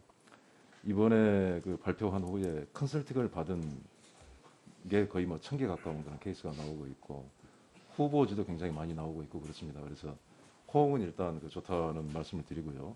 그 참여도를 높이기 위한 그런 방법도 제도를 추진하는 과정에서 보완해 나가면서 해나갈 문제라고 봅니다. 네. 끝으로 시간이 없어서 기획부동산에 우리 국민들이 많이 피해를 당하고 있거든요. 이거는 국토부에서 대책이 만들어져야 되지 않는가 이런 생각인데 장관은 많이 그 지난 그 3월 29일 날인가요? 그 법무부 합동으로 그 투기 근절 대책을 그 발표한 바가 있는데요. 거기에 이제 기획부동산에 관련된 내용도 이미 이제 나와 있는 게 있고 그런 것들이 고쳐진 것도 있고 지금 법을 개정 중인 과정에 있는 것도 있는 걸로 알고 있습니다. 제가 이제 기회가 주어진다면은 그 문제를 뭐 어떻게 더 효과적으로 풀어갈 수 있는지에 대해서 깊은 고민을 해보겠습니다. 네, 수고하셨습니다. 다음은 송석준 의원님 질의하시겠습니다. 질의 전에 잠깐 의사진행 발언 좀 하겠습니다. 예, 지금 우리 노영우 후보자님 목소리가 기운이 없어서 그러신지 아니면 마이크가 멀어서 그런지 너무 잘 전달이 안 되고 있어요. 예, 가까이 대고 말씀드릴게요. 이 스피커를요, 마이크를 좀 그 앞으로 좀 가까이 대서 명쾌하게 분명히 대답해 주세요. 네. 네, 시작하시죠. 예, 우리 후보자님 반갑습니다. 예, 오늘 이 자리에 오기까지 그래도 많은 검증과 또 주변의 평을 받아서 이 자리에 섰던 거로 알고 있습니다. 특히 우리 병역 면탈의 논란, 논문 표절의 논란, 또 음주운전이라든가 성비 관련 논란으로부터 자유로운 후보자로 알고 있습니다. 맞습니까? 예. 특히 군 생활 어떻게 잘 마치셨습니까?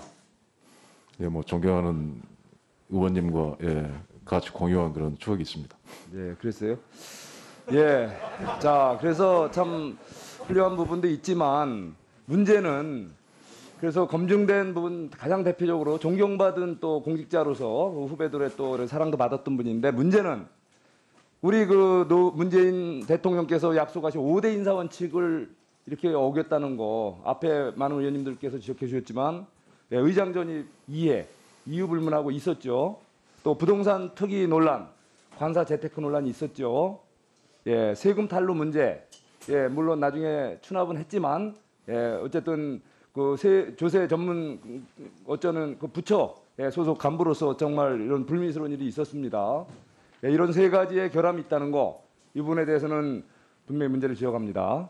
예, 특히 우리 관사 재테크와 관련해서는 국민들이 요즘 정말 부동산 문제로 허탈해하는데 이익을 실현하셨어요. 예, 4년 만에 2억 2천. 예, 수익률 연간 20% 이상, 그죠?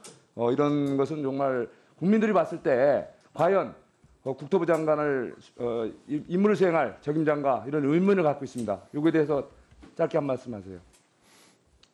예, 앞서도 뭐 여러 차례 말씀을 드렸습니다만, 하여튼 결과적으로 국민들께 불편한 그런 그 마음을 가지시게 한 거에 대해서 제가 참 송구스럽다는 말씀드립니다.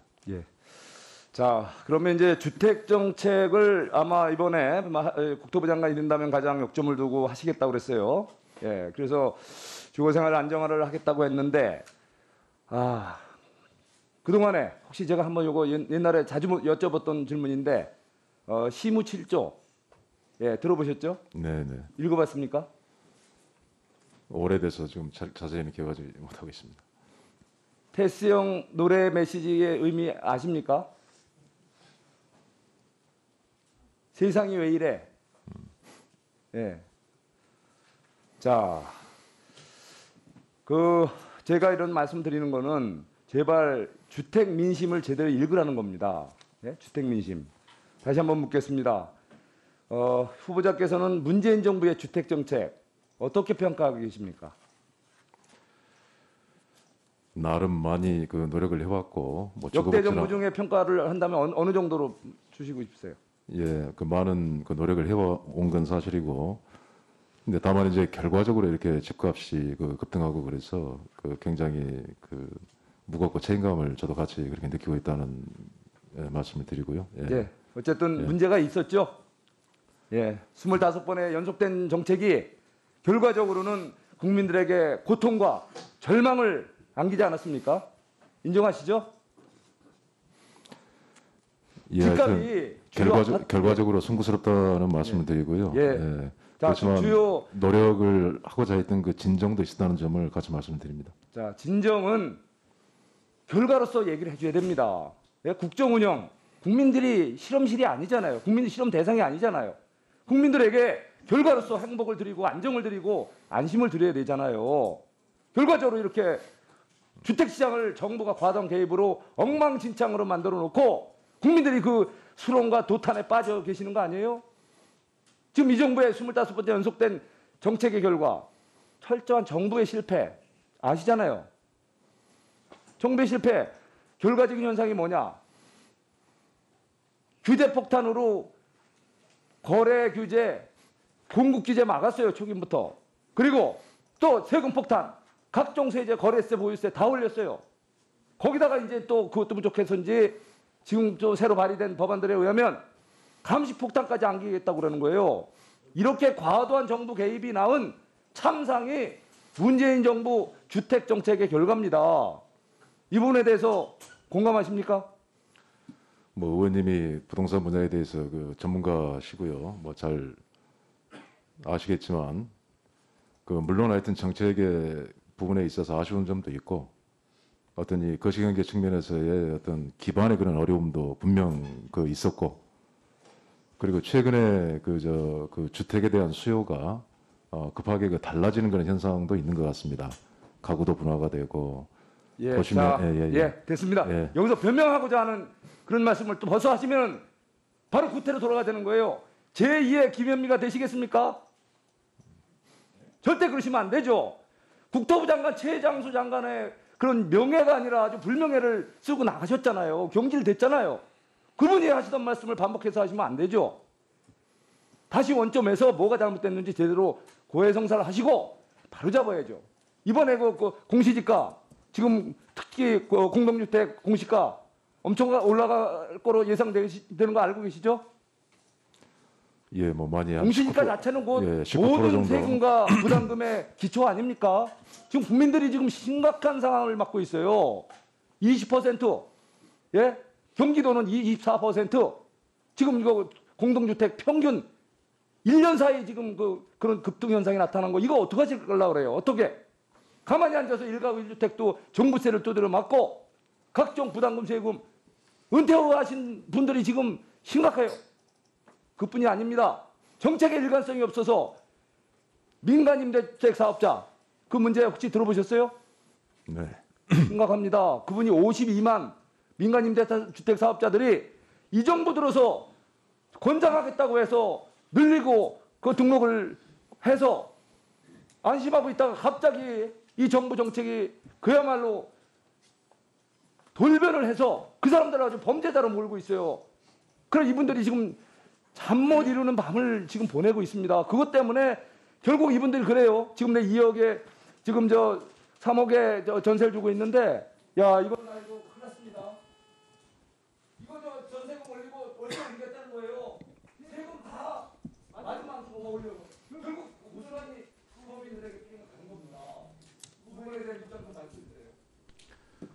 예, 등록 그 임대에 대해서는 지금 상반된 견해가 좀 있는 것 같습니다.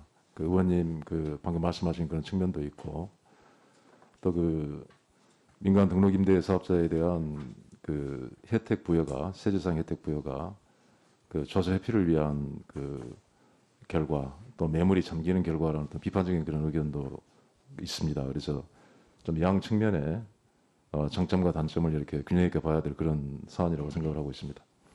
네, 수고하셨습니다. 다음은 진성준 의원님 질의하시겠습니다. 네, 진성준입니다.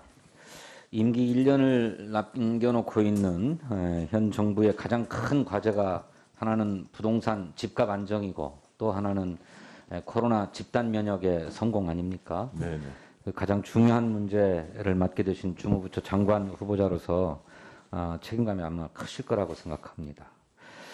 저도 보니까 많은 전문가들이 부동산 정책의 핵심은 일관성이다 이렇게 얘기를 해요. 역대 정권들이 경기 조절의 수단으로 부동산 정책을 활용하다 보니까 예측 가능하지가 않았고 그 때문에 늘 투기의 수단으로 활용되어 온 측면이 있다. 따라서 부동산 정책의 일관성을 유지해가는 것이 굉장히 중요하다는 지적을 많은 전문가들이 하고 있는데 그에 대해서 어떻게 생각하십니까? 예, 그 일관성을 지킬 수 있을 때 시장의 신뢰도 그 높이 확보될 수 있다. 예, 그렇게 생각을 합니다. 네. 저도 1년여 남짓 국토교통위원으로 활동을 하다 보니까 우리 국토교통부가 부동산 정책의 주무부처임에도 불구하고 국토교통부가 쓸 수 있는 정책 수단은 매우 제한적이더라고요. 이를테면 부동산 정책의 대부분이 세제로 이루어져 있는데 이 세제에 대한 결정 권한은 기획재정부가 가지고 있어요. 또 금융 대출을 비롯해서 금리 등의 정책은 금융위원회가 하지 않습니까? 국토교통부가 쓸 수 있는 정책 수단이라고 하는 것은 공급 정책 말고는 별로 없더라고요. 그런데 집값이 문제가 되면 늘 혼나는 것은 국토교통부예요. 그래서 저희 국토교통위원으로서도 굉장히 많은 한계를 느낄 때가 많습니다. 아까 부총리를 중심으로 해서 부동산 대책 장관회의가 만들어져 있다고 말씀하셨는데 국토교통부가 그 회의를 주도하지 않으면 안 된다. 왜냐하면 세제는 세제 나름의 논리가 있는 거고 또 금융은 금융 나름의 논리가 있는 것 아닙니까? 그러니 고려해야 될 요소가 많아요. 그런데 정작 집값을 움직이는 데에는 세제와 금융 조치가 굉장히 중요한데 이 부분에 있어서는 국토교통부의 발언권이 약할 수밖에 없는 건데 따라서 강력한 주도권을 행사하면서 적극적으로 활동하지 않으면 부동산 정책을 성공시키기 어렵다 이렇게 생각하는데 어떻게 생각하십니까? 예, 의원님 말씀 뭐 전적으로 옳으십니다. 근데 사실 이제 부동산 정책이 굉장히 종합 행정입니다. 그 부처 간의 협조도 필요하지만은 또 많은 문제를 지방자치단체하고 또 같이 풀어야 될 그런 부분이고요.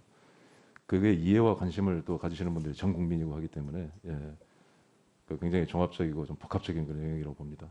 말씀하신 대로 관련 부처 간의 의견을 논의하는 데 있어서 국토교통부의 어떤 그 주택 정책의 그 우선순위나 가치가 이렇게 많이 반영이 되도록 이렇게 노력을 하겠습니다. 네.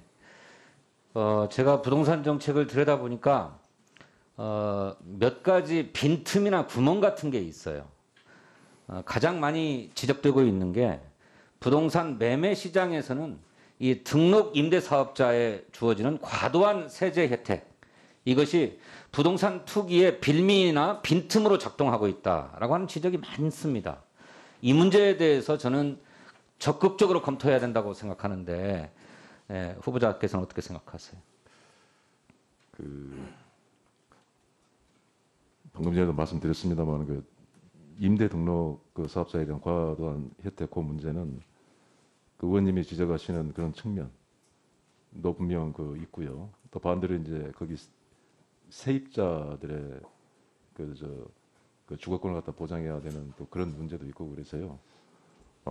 한쪽으로만 볼 수가 없는 좀 복합적인 그런 상황이 있는 것 같습니다. 그래서 그 옳습니다. 예. 한쪽만 볼 수는 없는 것인데 생계형 임대 사업자들에 대해서는 보호하되 그 임대 사업자들에 들어가 있는 임차인들을 보호하기 위해서는 저는 신규 임대 계약에 대한 상한제, 임대료 상한제를 적극 검토해야 된다고 생각해요. 또 다른 정책 수단이 필요하다는 것이죠. 우리가 임대차 보호법 개정해가지고 세입자들의 주거권을 일정하게 보장한 측면이 있습니다만 4년 뒤에는 신규 계약이 되어가지고 신규 계약 임대료에 대해서는 아무런 손쓸 대책이 없어요. 근데 이것이 같이 보완된다고 하면 등록 임대 사업자에 대한 과도한 세제 혜택 문제도 손을 볼 수가 있다. 그럴 여지가 생긴다. 따라서 임대 시장에서의 빈틈이라고 할 수 있는 이 신규 임대 계약에 대한 임대료 상한제 문제, 이 문제 검토해야 된다고 생각하는데 어떻게 생각하세요?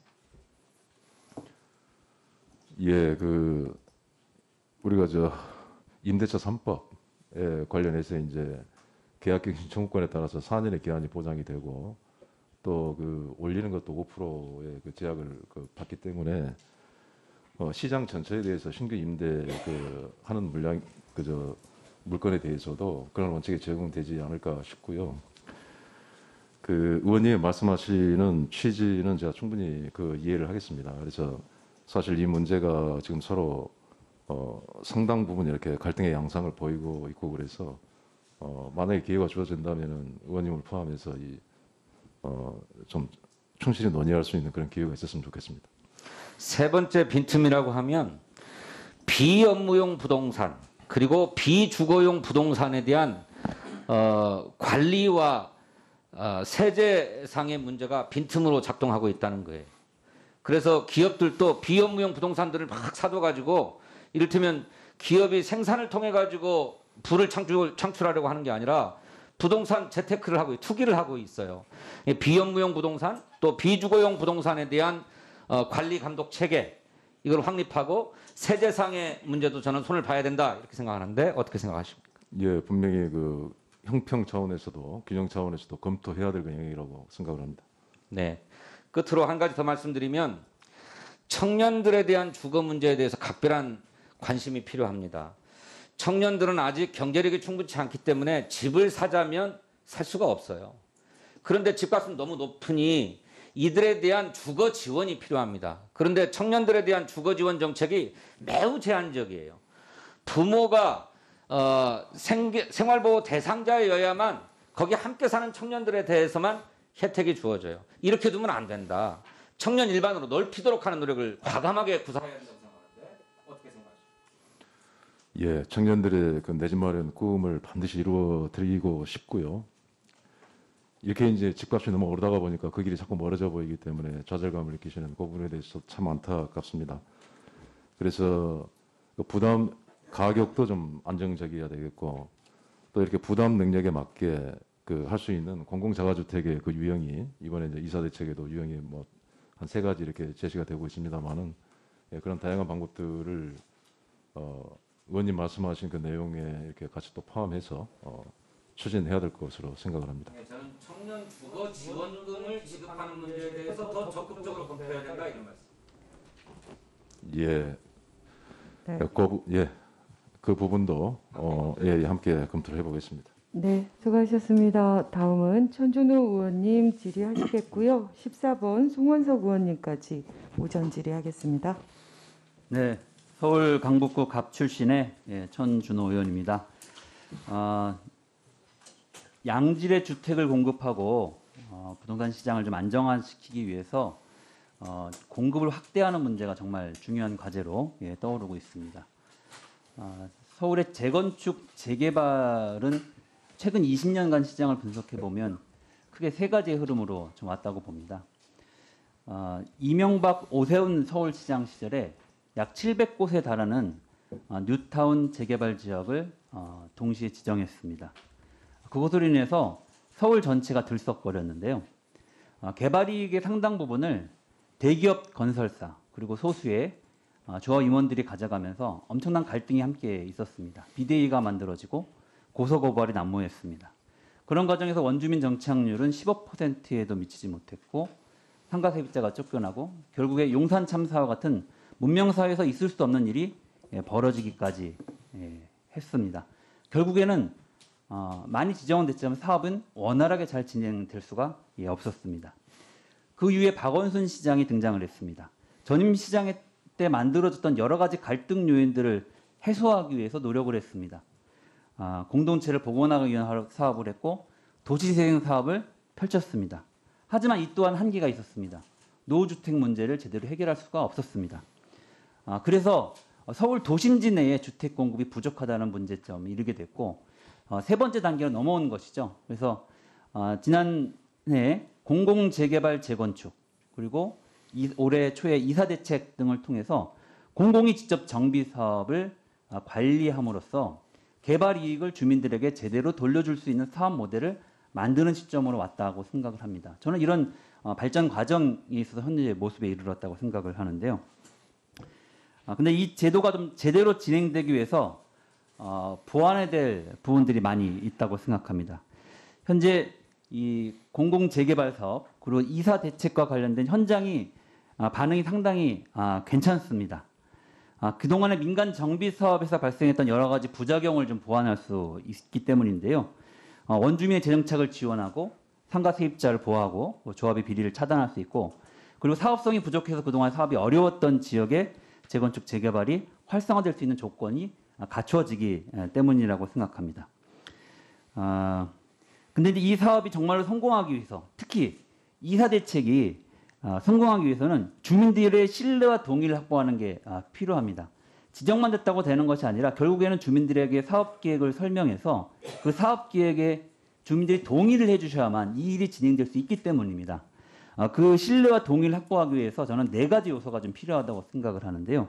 그 각각의 분야에 대해서 우리 장관 후보자님의 의견을 묻도록 하겠습니다. 첫 번째로는 LH 등 공기업이 기존의 교차보전 방식으로 사업을 해왔던 것을 바꿔야 한다고 생각합니다. 교차보전은 A 사업 지역에서 발생한 개발 이익을 통해서 B 사업 지역의 손실을 보전하는 방식인데요.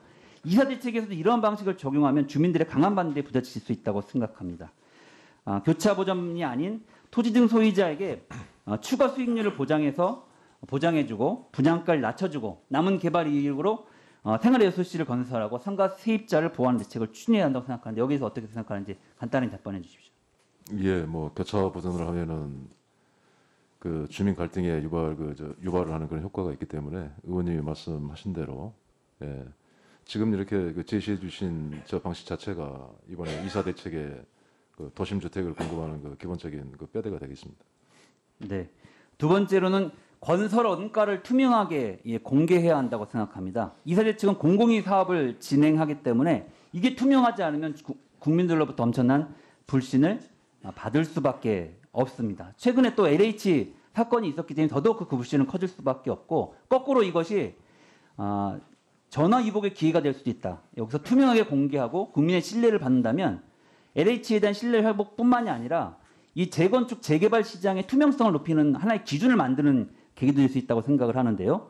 그래서 그냥 단순히 총사업비나 항목별 총사업비 정도 수준에 그치는 게 아니라 항목별로 좀 구체적인 건설 원가를 공개하고 하도급 내역서까지 공개하는 것을 검토해야 한다고 생각하는데, 여기에 대해서 어떻게 생각하십니까? 예, 진행 과정에서 말씀하신 대로 그 내역을 이렇게 공개할 수 있는 데까지 그렇게 할 수 있으면 해야 된다고 봅니다. 네, 그렇게 좀 얼버무리고 뭉기시지 말고요. 좀 구체적인 내역까지 하셔야 된다고 봅니다. 아니요, 구체적인 내역을 네. 공개를 하는 게 맞다, 이렇게 말씀을 드린 겁니다. 네, 알겠습니다. 자, 세 번째로는 토지 등 소유자들의 동의를 최소한 1분의 2 이상은 받아야 되는데, 하려면 이 사업 계획을 설명할 때 조합원들이 얼마만큼의 분담금을 내게 되는지 이에 대한 확정 분담금을 그때 제시할 수 있어야 한다고 생각합니다. 대부분의 민간 정비 사업의 경우 동의를 구할 때는 불가능한 어떤 이 희망적인 조건으로 장밋빛 전망을 제시하면서 사업의 동의를 받고 그 뒤에 분담금을 올리는 방식으로 해서 주민들의 갈등의 요인이 되는 사례들이 많이 있는데요. 공공정비 사업에서는 저는 그랬다가는 큰 불신의 벽에 부딪히게 될 것이다 라고 생각을 해서 사업계획을 설명할 때 확정 분담금에 준하는 금액을 설명해야 한다라고 제시해야 한다고 생각하는데, 어떻게 생각하십니까? 네, 단계별로 그 추정 분담금 제시해야 된다고 봅니다. 네, 그 확정 분담금에 대해서는 이후에 그것을 바꾸거나 변경할 때 일정하게 제약 조건이 있어야 된다고 생각합니다. 최소한 몇 % 이내에서 조건을 변경할 수 있다라든지, 또는 변경하려고 하면 다시 이제 주민의 동의를 얻어야 한다든지, 이런 게 안 되면은 일반 공기업에서 하는 사업조차 민간에서 하는 사업과 다르지 않다는 평가를 받게 될 것으로 좀 보여집니다. 네 번째로 이사대책의 사업지에 대해서는 적어도 공공임대주택의 재정지원 단가를 대폭 인상해야 한다고 생각합니다. 현재는 평당 지가를 포함해서 약 802만 원 정도의 재정지원 단가가 책정되어 있습니다. 근데 서울의 도심지 내 임대주택을 건설하려면 저희가 추정컨대는 평당 1,900만 원 정도의 비용이 소요되는 것으로 되어 있습니다. 이렇게 되면 사업을 할수록 임대주택을 공급할수록 LH는 적자가 늘어나는 구조가 될 수밖에 없기 때문에 오히려 사업성이 없는 곳에서는 사업을 수국화할 가능성이 있다. 따라서 이 취지에 맞게끔 사업이 어려운 지역에 활성화시키기 위해서는 이 재정 지원 단가를 대폭 인상해야 한다고 생각하는데, 어떻게 생각하십니까? 예, 그 부분도 이제 검토 해야 될 그런 그 사항인데요. 예. 그 지금 뭐 잘 아시는 것처럼 공공 사업을 하는데 우리가 꼭 필요한 것과 수익이 어느 정도 나는 것과 교차보되는 형태로 전체의 그 총량을 맞춰가는 그런 부분들이 있기 때문에 그런 한계는 있습니다만 의원님 그 말씀하신 대로 그저 기금에서 재정에서 지원을 어디까지 할 수 있는지를 검토할 필요가 있다고 봅니다. 검토하겠습니다. 이상대한다는 거 동의하십니까? 지원 단가가 이상대한다는 거. 그러니까 아까 그 말씀드린 대로 전체의 범위 안에서 그 단가가 인상되는 것을 검토를 해보자 하는 말씀드립니다. 네, 수고하셨습니다. 다음은 허영 의원님 질의하시겠습니다. 네, 무엇보다 LH 투기 사태는 정부의 부동산 정책 신뢰를 완전히 무너뜨리는 도화선 역할을 했습니다. 그래서 LH 혁신안이 굉장히 중요한데요. 얼마 전 언론 보도를 보니까 공공임대주택 공급 운영과 그다음에 주거급여 등 주거복지 부분들을 따로 떼내서 국가주거복지공단을 설립하는 방향으로 LH 혁신안이 마련됐다는데 사실입니까? 그 아직 뭐 정해진 바가 없습니다. 정해진 바가 없습니까? 예. 이 언론 보도가 사실이라고 한다면 이건 정말 해체 수준을 공략했던 국민들에게 또다시 실망감을 안겨드리는 거라고 생각이 듭니다. 저는 LH 혁신안에 담아야 될 내용들을 좀 제안을 드리도록 하겠습니다. 먼저 방금 천준호 의원께서도 국민임대주택의 재정 기준을 높여야 된다고 말씀을 하셨지 않습니까? 근데 LH는 보통 임대 아파트 건설을 통한 서민 주거 안정이 주요 목적이죠. 네. 그런데 LH가 그동안 주택과 택지 분양에 집중을 했습니다. 이러다 보니까 개발 예정지에 투자하면 막대한 이익이 발생하고 강력하고 막대한 이익이 발생한다라고 하는 그 신호를 여러 가지 투기 세력들이나 공무원들에게 준 거죠. 이것이 지금의 LH 사태를 발생을 한 거고요. 저는 LH가 국가의 재정 지원을 확실히 높여가지고 주택과 택지 분양에 집중하기보다는 완전히 수익 추구가 아닌 주거복지, 주거뉴딜을 제공하는 그런 기관으로 거듭나야 된다고 생각합니다. 이에 대한 생각은 어떠십니까?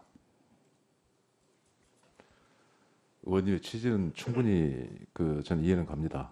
근데 하여튼 이게 또 추가적인 재정 지원에 대한 그 제약의 한계가 있기 때문에 이건 좀 공감대를 만들어가야 될 문제라고. 예, 차츰차츰 한꺼번에 늘릴 수는 없지만 차츰차츰 이러한 재정 기준 지원을 좀 높여나가면서 그런 공공성을 더욱더 확보하는 것이 중요하다고 생각합니다. 두 번째로는 LH 사태는 택지 개발과 주택 공급 권한을 정부에서 과도하게 위임받아 수행해온 그 LH 권한이 비정상적으로 확대됐기 때문에 발생한 또 문제이고, 내부에 집중된 정보를 일부 임직원들이 개인 일속 챙기기에 이용하면서 발생을 한 겁니다. 그렇다면 신도시 개발 정보를 LH 직원들이 미리 입수할 수 있는 구조를 바꾸는 것이 LH 혁신안의 기본이자 핵심이라고 저는 생각합니다. 이에 대한 후보자님의 입장은 어떻습니까? 뭐 신도시 개발 정보에 딱 국한해서 말씀 드리는 것보다 기능 안에 서로 서로 체크 앤 밸런스, 견제 균형 할 수 있는, 그래서 정보 독점으로 인해서 생기는 문제는 제도적으로 이렇게 풀어야 된다 그렇게 생각을 합니다. 네, 그래서 저희들 이해충돌방지법이라든지 공직자윤리법을 개정을 하고 통과를 시키지 않았습니까? 그 부분은 그 부분대로, 또한 LH의 기능 내에 있어서의 분할과 그리고 분권과 이런 걸 통해 가지고 아주 구조적으로 그런 악용 사례를 방지할 수 있는 구조를 만들어야 된다고 제안을 좀 드리는 거고요. 세 번째로는 LH가 가진 개발 권한을 SH 등 지방 도시공사가 나누고 지방 도시공사의 역량을 키우는 계기로 이번 기회를 삼아야 된다고 저는 생각을 합니다. 이에 대한 후보자님의 생각은 어떻습니까? 예, 분권이라서 경쟁을 하는 그 논리는 기본적으로 저는 좋다고 보고요. 그러나 이제 실제 시장에서 상황을 좀 한번 고려해봐야 되지 않나 그렇게 생각을 합니다. 그리고 또 이제 개혁을 해야 되는데 그래도 그동안에 그 국민께 약속을 드렸던 공급 대책 이런 부분도 차질 없이 해야 되는 그런 사실은 어려운 그 방정식을 풀어야 되는 그런 상황이 있다는 말씀드립니다. 뭐 중요한 부분들이죠. 그런데 이제 이 모든 공급 대책이 사실상 수도권 중심 아닙니까? 지방에는 그 국민들이 안 사는 게 아니지 않습니까? 지역에 대한 그 주택에 대한 수요는 지역 주민들이 더 잘 알고 지방 자치단체나 광역단체들이 잘 알지 않겠습니까? 이 기회에 사실상 균형 발전을 위한 좀 더 국가가 신경 쓰는 계기로 삼아야 된다는 말씀에서 드리고요. 좀 더 나아가서 세 번째로는 비영리 민간 주체와의 협업이 중요하다고 생각합니다. 사회주택 등 협동조합, 사회적 경제 영역을 확실히 키워서 제3의 공급 주체 같은 것들 또 운영 주체들을 좀 만들어낼 필요성이 있다고 생각을 합니다.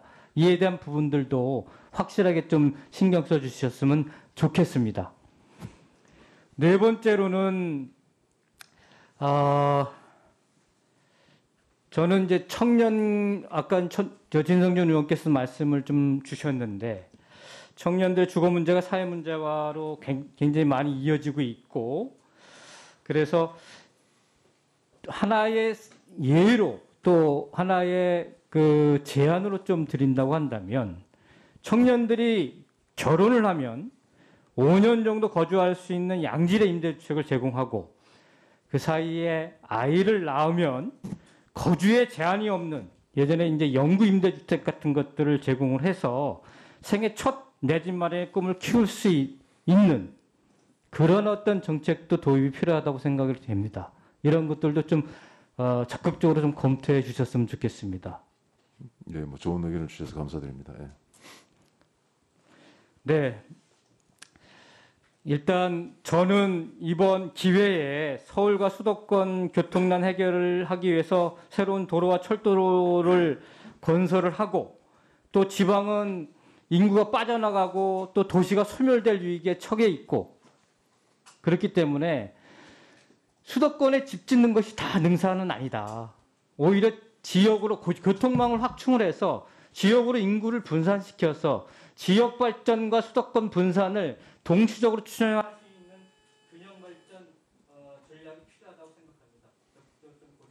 생각합니다. 네. 네, 수고하셨습니다. 다음은 송원석 의원님 질의하시겠습니다.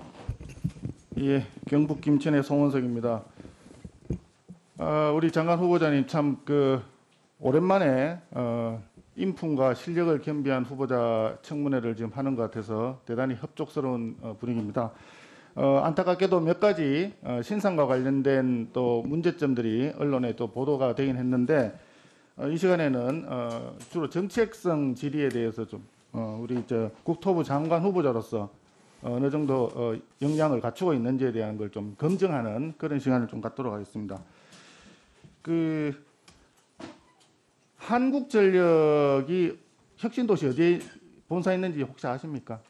저기 광주 나주 혁신도시에 나주에 있죠. 예. 그 나주에 본사가 있는 한국전력이 전국에 지사가 있습니다. 그러면 예를 들어서 세종에 지사가 있을 때 세종지사에 근무하는 한전 직원들에 대해서 아파트를 특별 공급을 만약에 해주게 된다면 이것이 과연 타당한 것인가 어떻게 생각하십니까? 그 전국의 지사를 이렇게 순환 근무를 하면서 갈 때마다 이렇게 중복적으로 받는다는 것은 문제가 있다고 봅니다.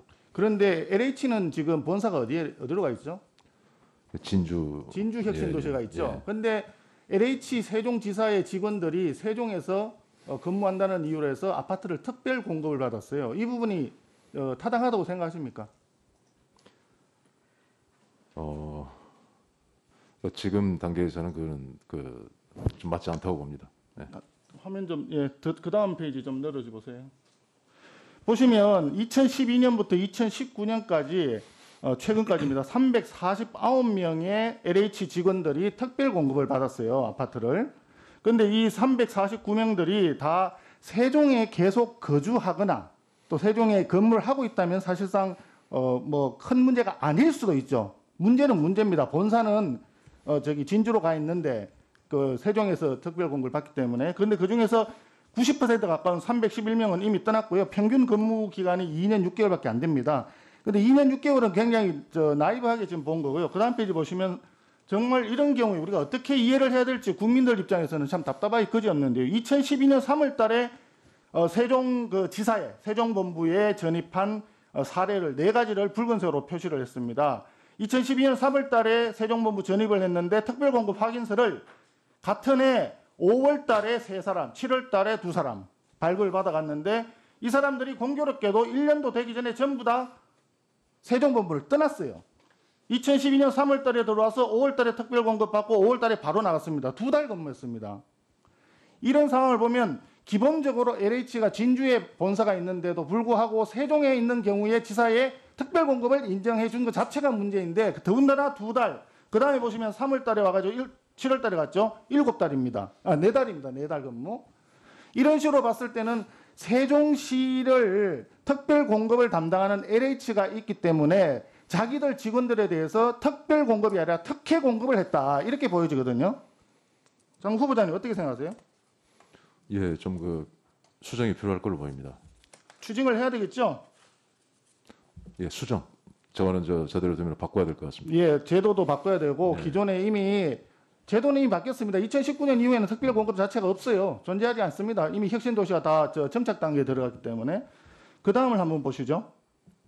그 중에서도 문제가 더 심각한 건 말입니다. 본사가 진주로 내려갔으니까 본사에서 진주에서 당첨을 이미 받고 특별공급을 당첨을 받고 또 세종에서 또 받았어요. 두 번을 양쪽에서 다 받았단 말이죠. 중복으로. 그게 70명입니다. 70명. 그 70명이 147을 받았는데 그중에 56명은 이미 전매를 했어요. 전매해서 2,100만 원 또 매매를 해서 1억 원 이상 시세 차익을 가져왔고 현재 53채를 보유하고 있는데 그동안에 세종은 알다시피 당초 2012년이나 13년도에 첫 분양했을 때 비교하면 지금 가격이 무려 4배입니다. 4배. 그래서 시세 차익이 무려 7억 4천까지 지금 나고 있는 이런 상태거든요. 이거 대단히 잘못됐다고 보는데 이런 경우가 본회의원이 조금 전에 질의를 했습니다마는 LH에 국한된 것인지 또 세종에 국한된 것인지 다른 지역, 다른 혁신도시와 다른 공공기관에도 만연되어 있는 것은 혹시 아닌지 이런 의구심이 드는 것도 사실이거든요.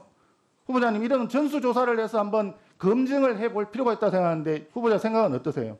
예, 검토해볼 만하다고 봅니다. 그 전수조사를 한번 해보시는 거 필요하다 보시죠? 뭐 제가 기회가 주어지면 검토를 해보도록 하겠습니다. 아니 그냥 막연히 검토라고 하는 게 어떤 검토를 얘기하는지.